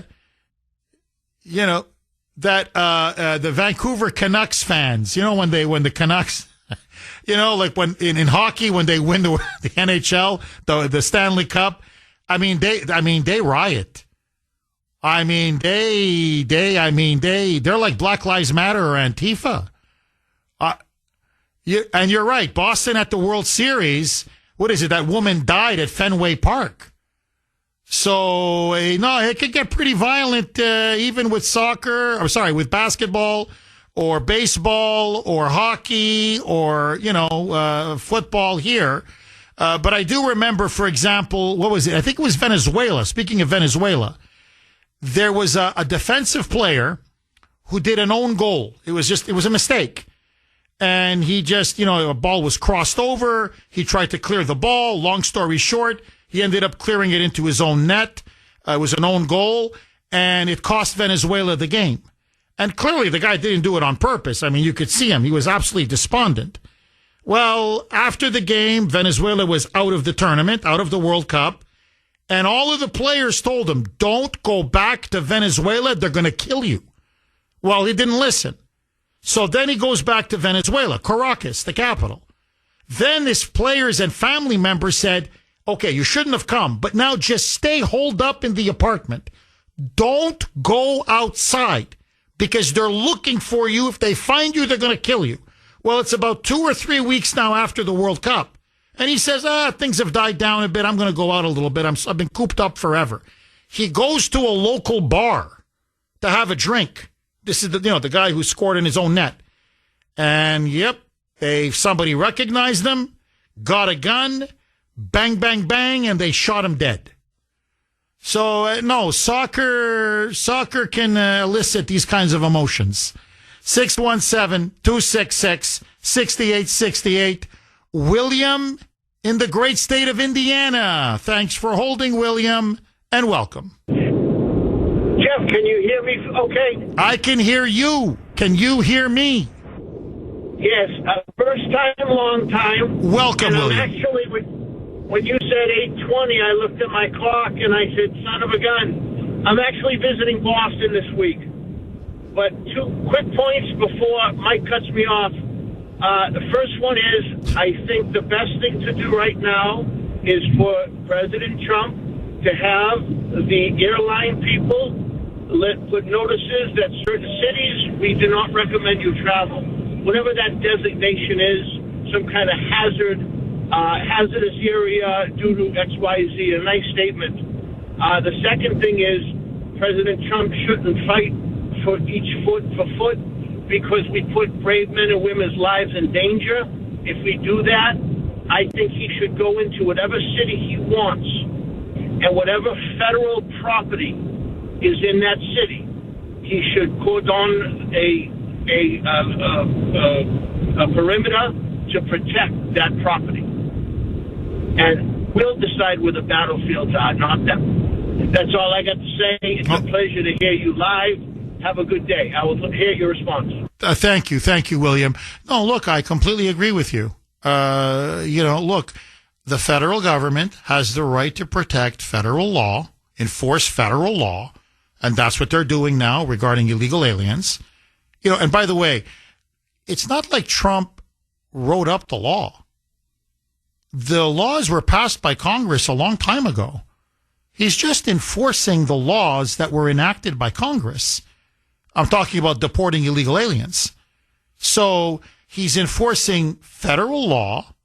He's using federal authority and federal law enforcement to protect federal buildings, i.e. ICE facilities, and to protect federal law enforcement who are now coming under attack by rogue criminal terrorist elements and these rogue terrorist elements are being clearly backed and supported by these sanctuary mayors, these Democrat mayors and Democrat governors. So what's he going to do? Just what? Not enforce an important part of our law? So is this now the kind of country we're going to have? So what?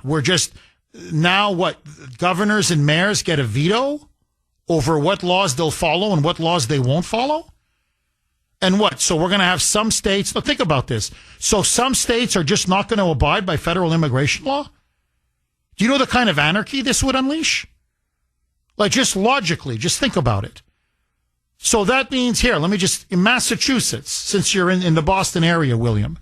So that means what? They can say, nah, You can come in from anywhere in the world, 1 million, 2 million, 3 million, 4 million, 5 million, 6 million, 10 million, 20 million. And it doesn't matter what the federal immigration law is because we make up our own law here. We don't have internal passports. There's no border when you go into Rhode Island or New Hampshire or state of New York or wherever. So they can come into one state, illegal aliens now. And let's be clear, many of them are Tren de Aragua, MS-13. Many of them are criminals. Many of them are very dangerous. They're murderers, they're rapists, they're sex traffickers, drug traffickers. And they can then, because we don't have an internal passport system, and thank God we don't, they can go to any state they want. So effectively, what you've done is you've destroyed the ability of a country to protect its own borders and defend its own sovereignty. That's why you have to enforce federal immigration law. You don't enforce federal immigration law, literally, you don't have a country.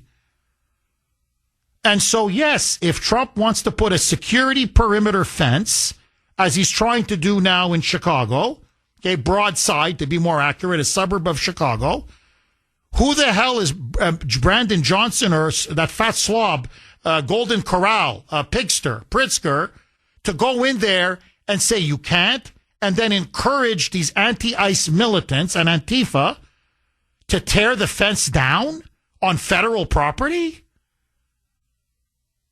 It's an insurrection.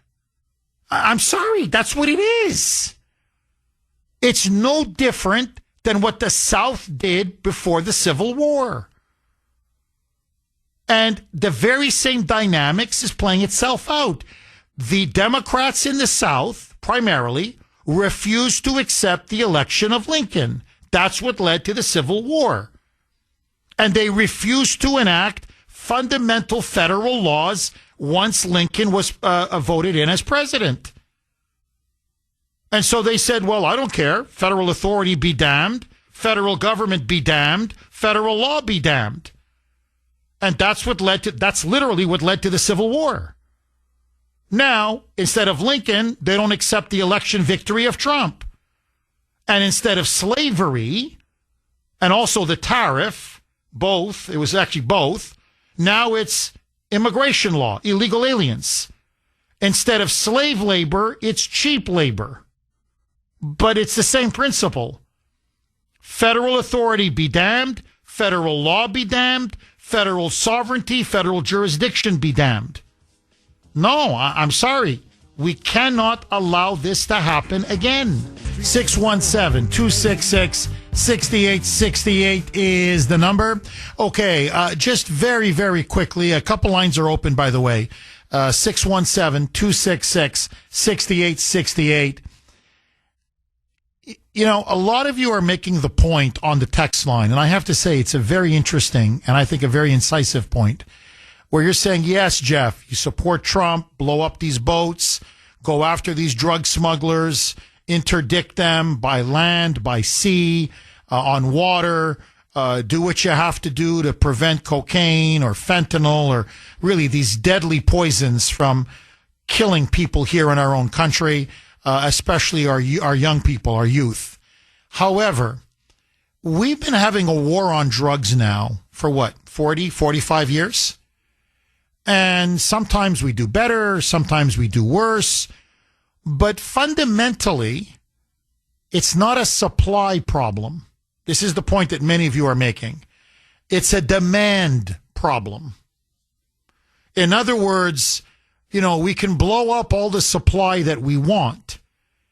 If Americans, by massive numbers, want to snort cocaine or, take fentanyl or, inject themselves with heroin, someone is going to make it and someone's going to find a way to smuggle it into the United States.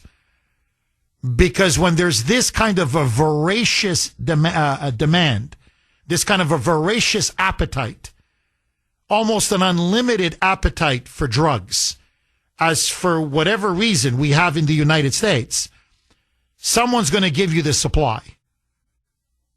And so what we're really doing is playing whack-a-mole. This is, in fact, how one of you phrased it. Yeah, you blow up this boat, then you blow up that boat. But in the end, you're not treating the source of the problem, which is why. Why are there so many Americans who have this almost black hole, this unlimited hunger, thirst, demand to snort cocaine, to take heroin, to do fentanyl? What is it that's happening in America, whether it's a moral crisis, a spiritual crisis, for whatever the reason is?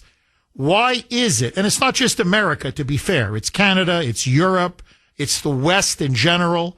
What is going on that people have been turning to drugs now in a major way for 40, 50, 60 years? And it's just relentless. It just doesn't stop. And so we can have all the war on drugs that we want, and we can destroy all the poppy fields we want, and all the cocaine or the coca fields we want, and we can blow up all the boats we want, and we can target the headquarters of all the drug cartels we want. The problem is there is a huge, almost limitless appetite for drugs. Now, I want to open up this question to all of you. A, do we have a demand problem? Is that fundamentally the issue? It's not supply, it's demand. And why? Why? What's your, in other words, if you've known somebody who's become a drug addict or did drugs or experimented with drugs or, God forbid, overdosed on drugs, OD'd on drugs, why? Why did they feel the need to do it, to take it, to the point that it cost them everything, and in some cases, sadly, even their lives? What is driving this drug epidemic here in the United States? And look, I'm against the legalization of drugs. I'm against the legalization of marijuana. Never mind the harder drugs. Please know exactly where I'm coming from.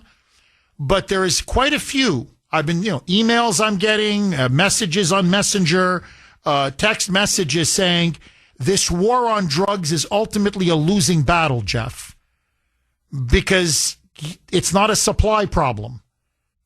It's a demand problem. And as long as you have this many people who want to continue to take drugs, the best thing that we should do, like we do with cigarettes, like we do with alcohol, like we've done now with marijuana in most states, is legalize it.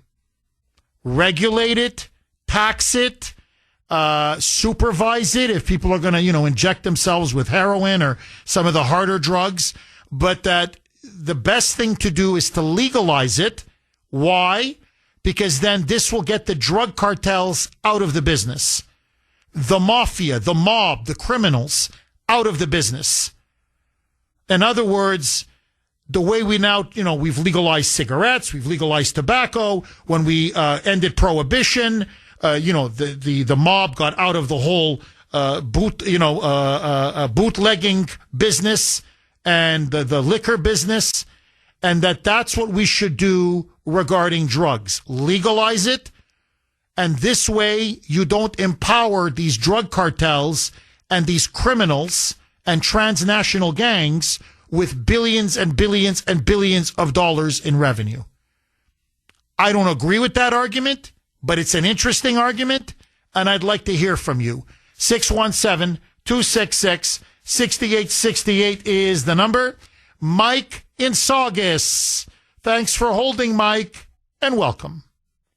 Ole, ole, ole. That's what they sing at the soccer game. That's right. Listen. That's right, Mike. Yeah. So, I'm of Italian descent. So in 1994, it was unbelievable. Italy played Brazil in the end, but every time they won, qualifying, it was just, every time they advanced, We went out on the streets and we were parading around. we walked through the sun tunnel from East Boston into the North End. It was like 90 degrees. It was like the hottest, muggiest day. People must have been coming out of the airport like, what the? There was like 300 of us, right? They must have been like, who the hell are these people? What are they doing there? We were just out of high school, so we were still young enough. But they must have been like, what is this? So we marched from East Boston to the North End, and we started the party right back up. Like it was just a regular game, too, you know what I mean? It was just like an advancement, you know what I mean? It wasn't even the World Cup. So people must have been like, look. So I can imagine nowadays, you know, with all the other ethnic groups that are in this country, we were like, oh, what the hell are they doing? Don't these people work? They were saying the same thing about us. Oh, but it was unbelievable. Oh, it was the best experience. I loved it. So, anyways, but I can't do that now. Now I work for a living, so I'd have to take the day off. I'm thinking of taking like 3 weeks off next year, just in that time period. Just to watch the World Cup, right? Yeah, you know. That's funny. Mike, I got to ask you, what do you think of Trump?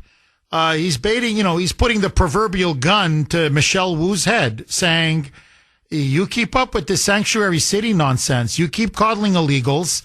You keep allowing crime to run rampant. You keep allowing the drugs, the homelessness. In other words, if you want to turn Boston into a third world hellhole, you're not going to get the World Cup. Now, other cities are hosting it as well. It's not just Boston. But, you're not going to host some of the games that are scheduled to come to I think most of them are going to be played in Gillette. But basically, he's saying Boston is not going to be a destination for the World Cup in 2026. And if you don't like it, blame Michelle Wu. What say you, Mike? I mean, I'm hoping it doesn't happen. He's right, but I'm hoping it doesn't happen because, you know what's going to happen is, they're all just going to go to Providence. You know what I mean? So, all the people, all the dining, because obviously Gillette is closer to Providence. So, we're going to miss out. So I hope it doesn't happen, but he's right. Well, yeah, and then, Mike, I'll be honest. I would love to see Italy in a World Cup if I could actually get tickets to see it live. Wow. My dream is Italy versus Ireland. Oh my God! In Boston? That's my dream. Oh man! Oh, that I would have somehow, by hook or by crook. I'm telling you, Mike, I would get myself into that stadium. Oh, I'd have to see the atmosphere in there. Mike, God bless you, my friend, and thank you very, very much for that call.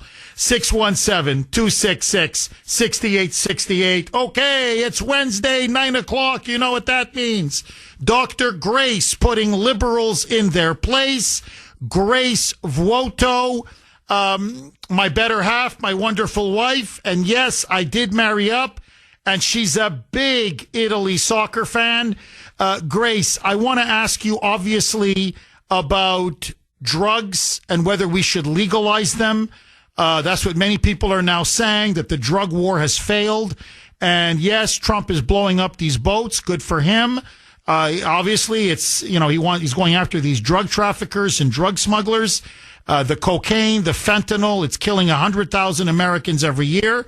But before I get into that topic, I've got to ask you, was it 2006 when Italy won the World Cup? And then you and your family and your friends, you guys went to downtown Montreal and you guys blocked traffic and you guys was it in Little Italy? And then you guys were dancing the tarantelle in the middle of the street blocking traffic. Was that 2006? And I know when Italy won the Euros, a couple years ago, you were cheering in the house. Honestly, I thought the roof was going to collapse. You were cheering so loud. How do you feel about Trump threatening now to take the World Cup or those matches designated for Boston for the 2026 World Cup out of Boston if Michelle Wu doesn't stop with her soft on crime, pro-illegal alien policies? Do you support Trump on this? Jeff, yes, I do. I think there's nothing more important, no matter what hobby or recreation we might individually adore. I think there's nothing more important than clamping down on the crime that we have seen across this beautiful country, and on getting the illegal immigrants to go home. And look, for all of those who are saying, we've got to defend these people, as these activists are doing, remember that there have been so many messages aired on TV telling illegal immigrants to go home voluntarily. They're even going to get government assistance to go home. So as far as I'm concerned, they're bringing all of this upon themselves. Those who came illegally violated our laws, and they should just be leaving. And if they're not going to leave voluntarily, they're going to be forced out with all of the methods that we have, period. And it takes a person like Trump to enforce our laws. He's doing what no other president has had the courage to do in this regard. Is this also because Italy doesn't seem to be, frankly, very good this year? You're hilarious. My favorite matches, though, are when Italy and Croatia are playing. I love that. Especially when we win at the last minute, robbing you of a big victory. Who's your daddy now? That's what I like at those moments. Grace, I've got to ask you, there's now, Trump now there's a massive military buildup. I talked about this in the opening hour of the show. It's the biggest buildup that we've had in the Caribbean, in that part of the world, in over 3 decades. The last time we did anything close to this, we invaded Panama in 1989 to oust Manuel Noriega. This was under Bush 41. 10,000 U.S. troops now are there near the Venezuelan border. 3 destroyers have now been moved into the area. About a dozen F-35 fighter jets. You've got a flotilla of drones. You've got spy planes. You've got special forces now right on the Venezuelan border. They've now just sent in a major Marines expeditionary unit. Clearly, the drums of war are now beating. Trump has let it be known he wants Maduro to be overthrown. He'd rather the Venezuelan people do it themselves, but he is now starting to call for regime change. And a major reason is because of all of the drugs that Maduro is helping to flood our country with, and the fact now that he is literally, financially, and politically in bed with the drug cartels, with Tren de Aragua. And Trump is now, as you know, blowing up these boats that are smuggling drugs into our country. These are Venezuelan boats with Venezuelan narco-terrorists. And he's blown up 6 of them, killing 27 Venezuelan nationals. And so he's hammering the supply side. But many are now coming out and saying the war on drugs has been a failure. It's been going on for 40 years. More intensity under Reagan, more intensity under Trump, less intensity under Obama. But if you keep going after the supply, it won't solve the problem because of the demand. That there's just an insatiable demand in America for whatever reason, for cocaine, for heroin, for fentanyl, for the hard drugs, you name it. And that really now maybe the answer is to legalize it. What say you? I think that the legalization of marijuana has been a complete disaster. There are reports that what we've done so far has dramatically increased vehicle fatalities, and we're just at the beginning of doing the research on what these legalization efforts have done. I don't think we have a choice. It is one of those issues that you have to keep fighting it on every front that you possibly can, because the people that consume these products, they're not just a threat to themselves, they're a threat to others, as we see with this dramatic increase in people on marijuana who are killing others with their cars or damaging or hurting themselves. So it's one of those issues, Jeff. I know people say we just got to throw up our hands sometimes and legalize it, and then what? It's only going to lead to more crime if you do that. So that's quicksand. Well, let me just play. I agree with you, but let me just play devil's advocate. The way we got rid of prohibition and we re-legalized alcohol. And so the argument is do the same thing with drugs. This would get organized crime out of the racket. This would end the wealth and the power of the drug cartels. And you could tax it. You could regulate it. You could treat it like you do alcohol, like you do cigarettes, like you do marijuana now. And this way, yes, people will hurt themselves, but people smoke. That everybody knows it causes lung cancer or throat cancer. People do marijuana. That causes lung cancer and throat cancer. And apparently now it's much more potent now than it was 30, 40 years ago, much more addictive. So if people want to hurt themselves, that's their business. But at least this way, if you legalize it, we're not waging a war anymore. We don't, we're not bombing poppy fields and cocoa fields and boats with drug smugglers. It takes that out. And B, it completely then undercuts the drug cartels. So, yeah, it doesn't stop crime completely, but it takes organized crime out of it, and it doesn't feed them billions of dollars a year. What say you?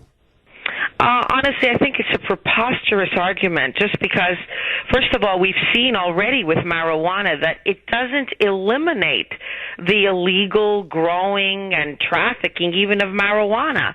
So legalizing these substances, it doesn't stop the illegal trafficking of it. That's point number one.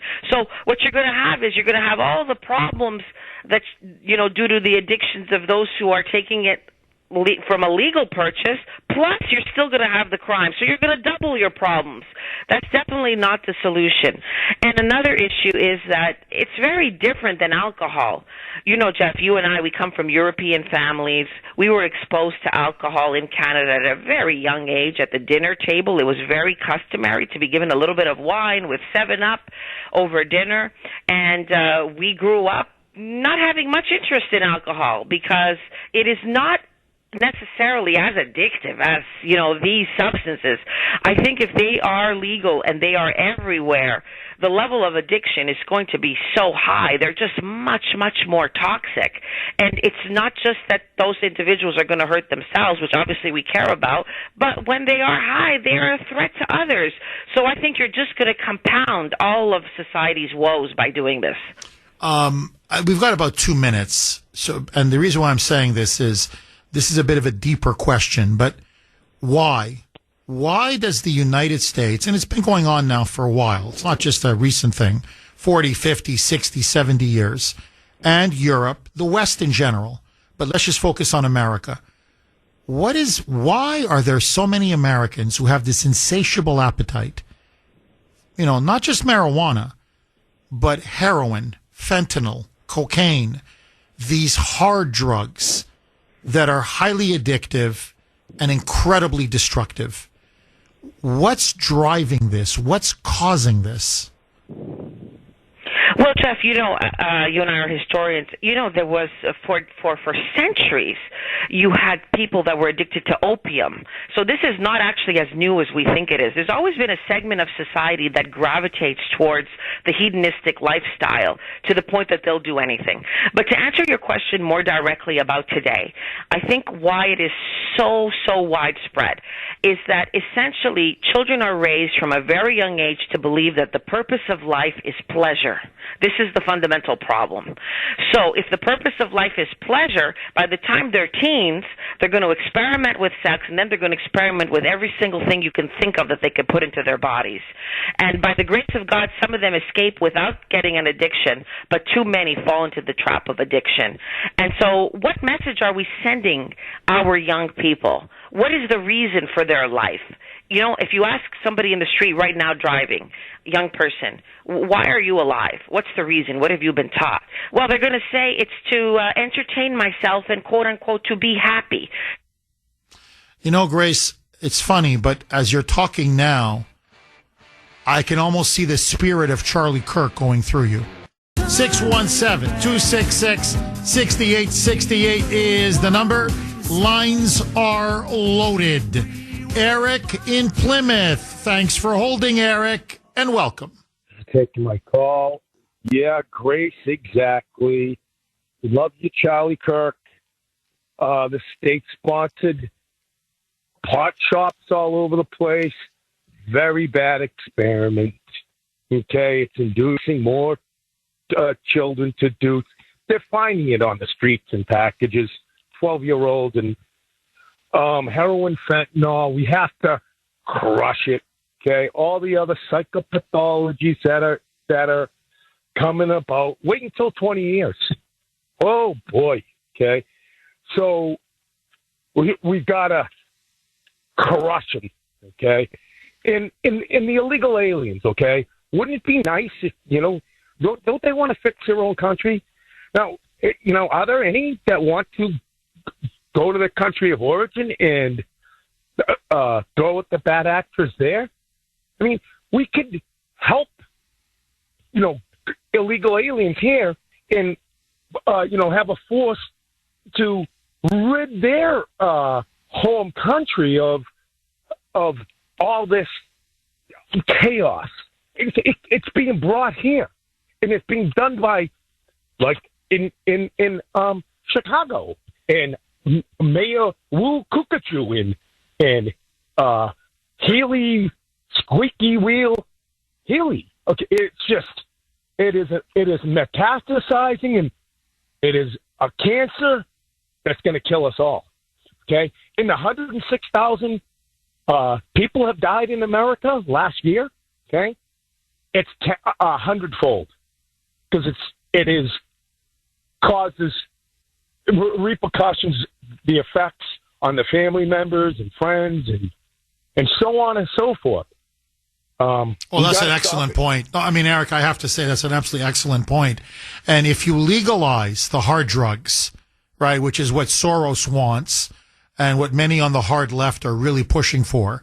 So let's say we legalize fentanyl, we legalize heroin, we legalize cocaine. Forget 106,000 deaths a year. You're going to be getting 300,000, 400,000, 500,000 Americans overdosing and dying every single year. You're going to see the death rate explode in this country. And look, you don't have to even take my word for it. One of the secrets, the open secrets about Portland that the media is refusing to report on, but those crazy leftists essentially decriminalized heroin and fentanyl in Portland. That's what they did a couple of years ago. They legalized it. Essentially, they decriminalized it. So, you can carry heroin, you won't be arrested. You can deal heroin, you won't be arrested. You can deal fentanyl, you won't be arrested. You can deal cocaine, you won't be arrested. And what has happened to the city of Portland? Well, just take a look. Literally, just take a video. Better yet, go to Nick Sordor as one of many examples and look at the video. And he's just all he does is walk through downtown Portland. That's all he's doing in the middle of the day. And he says, here, look, just look. They are high. They're shooting up in the park. People are ODing on the streets. You've got drug addicts everywhere. They're like walking zombies. Massive homelessness. You've got public urination, public defecation. It's been an absolute, by the way, use needles everywhere. Literally, you're walking and you're like looking where you're going to walk. Like, I don't want to step on something because I don't know what I'm going to get pricked with. I could get hepatitis C. I could get AIDS. I could get fentanyl injected into me. God knows I could get killed. And this is downtown Port. That's, by the way, that's what's spawned Antifa. That's what Antifa is operating in. That's that culture, that toxic culture. So we've seen what the legalization of hard drugs does. It is devastating. If you were to say to me, Jeff, I want to destroy the United States of America, how would I do it? I'd say push Marxism in the schools, brainwash the kids, because that's the key to America. It's the key to Western civilization, is young people in schools and in campuses. So brainwash them into communism and they hate their own country, and legalize the drugs. Legalize the marijuana. Start with marijuana. That's their plan, like a salami. You just salami it piece by piece. You start with the marijuana, the pot, and then you work your way up. And you don't stop until you go to heroin, cocaine, and fentanyl. And within 20 years, America is yours. It's done. It's fallen. It's over. And that's, by the way, now, Mayor Wu wants to push safe injection sites in Boston. It's coming. So now you can shoot up in heroin. You can literally shoot yourself up with heroin, and they're going to have somebody from the, Boston, a nurse or a healthcare professional, supervise you as you shoot yourself up to make sure that you, quote unquote, don't overdose. So they've got safe injection sites in Boston. They've got them in Baltimore. They've got them in Philadelphia. They've got them in Seattle. They've got them in LA. They've got them in Chicago. And once you do that, that opens the door to legalization of heroin. And after heroin, it's fentanyl. And it's good night, Irene, after that. So I'm with you, Eric. You want to destroy America? You start legalizing the hard drugs. 617-266-6868 is the number. Okay, my email has exploded in the last, I'd say about 50, 60 minutes. People keep asking me, Jeff, well, hold on now. If it's Team USA in the World Cup versus, say, Italy, or Team USA versus Croatia, or Team USA versus Canada, who the hell do you root for? Team USA all the way. Please don't get me wrong. I always go for Team USA numero uno, number one. It's just that when it comes to soccer, I hate to say it, they tend to suck. I'm sorry. I mean, some years they've been okay. Don't get me wrong. They will actually qualify. But, they're just not very good. And so they usually don't make it to the World Cup. So then you go to the European teams. Do you understand what I'm saying? 617-266-6868. Mel in New York. Thanks for holding, Mel, and welcome. Yes, good morning, Jeff. Hi, Mel. Good morning, Sandy. Good morning, Mike, and your listening audience. Jeff, all this is by design. This is what Clinton had done to this country with what is known as NAFTA, the North American Free Trade Agreement, which should have been North American Fair Trade Agreement. But, what they say, idle hands is the devil's workshop. You took in, you de-industrialize a nation, and that causes high unemployment, you're relying on social service. These are millions of lost souls out here in the street that are doing these drugs. They have no ambition. They don't have what you or I, responsible citizens, have in our souls, to go out, earn a living, raise a family, pay your taxes, whatever your responsibilities are. But as I said, this is all by design. And you look at it, the drugs are our enemy, China. They're exporting that fentanyl into Mexico, then it's refined and mixed together and then smuggled into this country. I hold I hold Bill Clinton and that administration and that Democrat Party that want to destroy this nation with what he had done with, as I mentioned, the North American Free Trade Agreement. You put people out of work, you deindustrialize a nation, you send all of our industry overseas, and where do they land up? Most of it in China.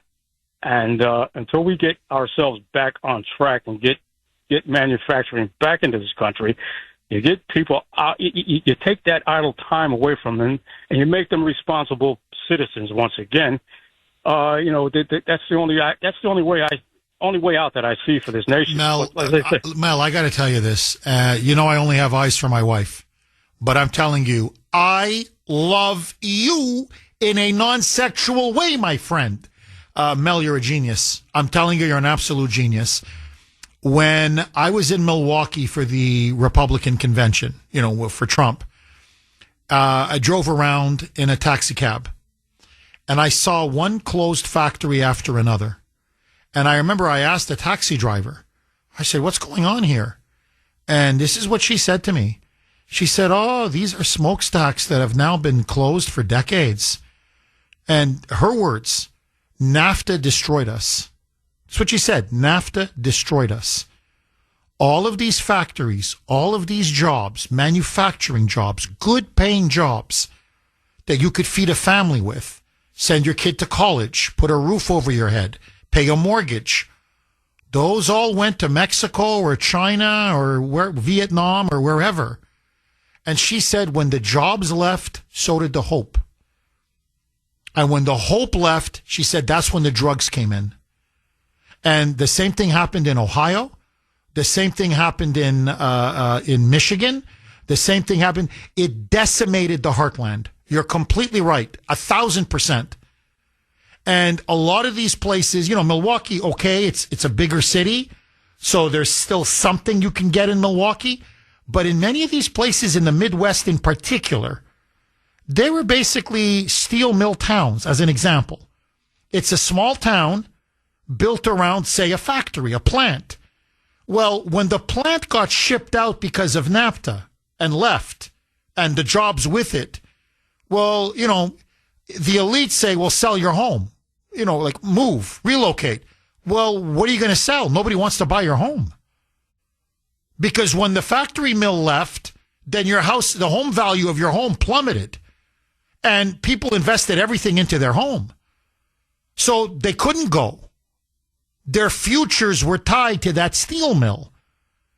And so they put, you know, Obama put them on welfare. That's essentially what happened.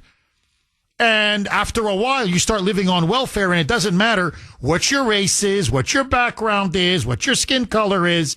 You're right. Idleness is the devil's workshop, and you put them on welfare, and you've seen this. I don't care if it's in the inner cities. I don't care if it's in the rural areas. I don't care if it's in the exurbs. I don't care if it's black, white. It doesn't matter. That's when the drugs come in. And that's where people got addicted to fentanyl, cocaine, crack, heroin, you name it, because they had no purpose. They had no job. They had no future. They had no meaning. They weren't able to feed their families. They had nothing to look forward to. They lost everything. And you're right. It was part of the deindustrialization and the hollowing out of the middle class. And that's why I'm not only against NAFTA, I'm against every free trade deal of the last 35 to 40 years. Free trade is a middle class killer. It is a nation killer. You're right. It destroys a country's industrial manufacturing base, and with it, its people. And yes, it makes Wall Street a lot of money. It makes the elites, corporate elites, a lot of money. But I'm not interested in Wall Street. I care about Main Street. And the brunt of this drug epidemic, it's not Wall Street. Yes, they do cocaine on Wall Street. Yes, but it's primarily Main Street. And that's where fentanyl in particular has really hit us hard. It's devastated us. So that's why when Trump says he wants to blow up these boats, I'm like, you can't blow them up fast enough. Every drug smuggling boat, blow them up. Aragua, designate him a terrorist organization, and you hammer him hard. And by the way, on China, you're 1,000% correct. In fact, the Chinese leadership has openly admitted, this is what they've said, we will subvert and defeat America from within without firing a shot. They've openly said it, that they will defeat us from within. And how do they do it? Fentanyl, drugs, and illegal aliens. They go, we can take America without firing a bullet. Our secret weapon? Drugs. And you just keep pouring it in and pouring it in and pouring it in. Deb on the South Shore. Thanks for holding, Deb, and welcome. Hi, Jeff. Hi, Deb. I just want to say one thing. I have to talk really fast because I don't have my charger with me and I'm running out of juice. Boy, did you marry up, Jeff. Nice Italian girl. Oh, yeah. Oh, I definitely married up. No question. No question. I'm against all drugs. I say the boats from Venezuela, blow them all up. You're right. Couldn't be fast enough. Worst thing they could ever done in Massachusetts was legalize marijuana. I'm dead set against it. If Trump ever reclassifies marijuana, I will not vote for another Republican again. I agree. Deb, he's not going to do it, trust me. But I think it's one of the biggest mistakes Massachusetts ever made. Look, when I drive down the 1 right by Gillette Stadium, even before it, 617-266-6868. Let's go to Giovanni in Saugus. Thanks for holding, Giovanni, and welcome. Thank you, Jeff, for taking my call. My pleasure. I want to mention one thing. You talk about legalizing anything. Since we have legalized abortion, what has happened to this country? How many babies have been killed? How many doctors have been killed? How many priests have been killed? You go right down the lane, how many people have been killed? And we're asking blessings from God. These atrocities have to stop, yes. If they don't stop, it's only going to get worse. It can't be solved by man's. It causes a problem. That's all I want to say, Jeff. Thank you very much for raising my call. Giovanni, thank you very much for your call. I really appreciate it. I think, what is it now, 60 million babies have been killed just in the United States alone because of the legalization of abortion? And when you look at that 60 million, ask yourself, how many of those would have been doctors, surgeons, priests, inventors, scientists, engineers, nurses, soldiers? How many George Washingtons? How many Albert Einsteins? How many Thomas Edisons?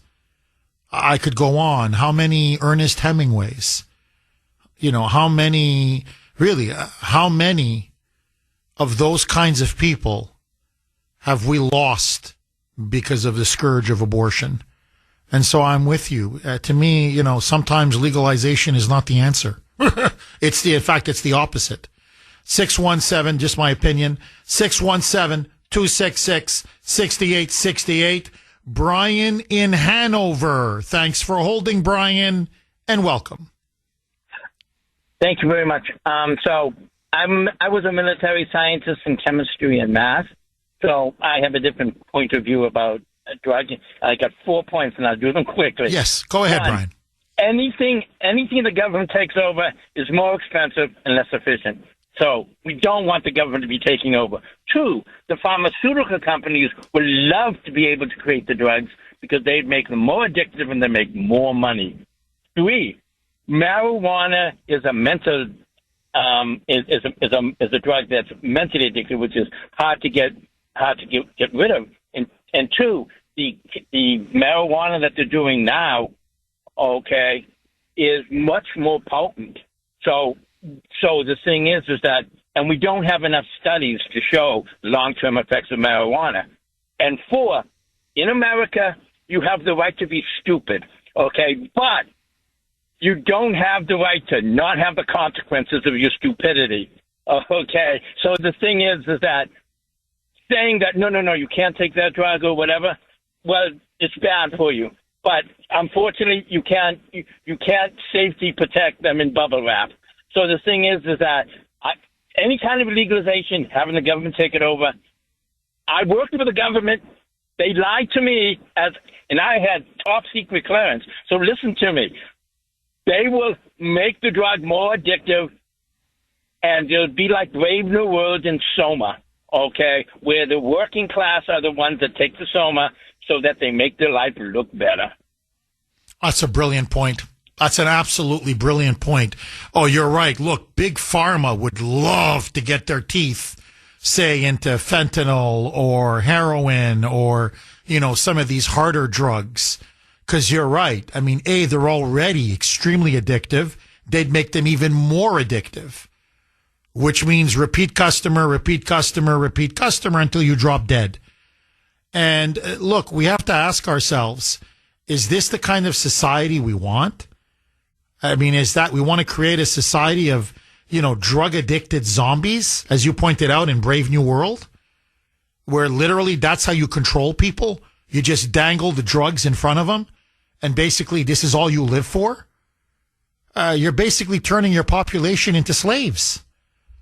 And I believe ultimately, think about it, that's why the socialists like George Soros are pushing for it so hard. There's no better way to control a population than if you get them addicted to drugs, especially the hard drugs. And I agree with you. Marijuana does do brain damage. It damages your lungs. And now they're coming in. The stats are in. People are driving so high because they made them so potent. These illegal pot shops, that people are getting into accident after accident after accident. So this idea that smoking marijuana is a victimless crime, that's not true. I mean, it's just not true. Okay, let's see if we can squeeze one more in. David in Watertown. David, I hate to do this to you. 1 minute. The floor is yours. Go. President Trump chose a very effective cabinet. In particular, Pete Hegseth is a very effective Secretary of Defense, and Marco Rubio is a very effective diplomat. Can those two combined help to us by asking? Mike. You got to be... Mike, there's still another 30 seconds, for God's sake, Mike.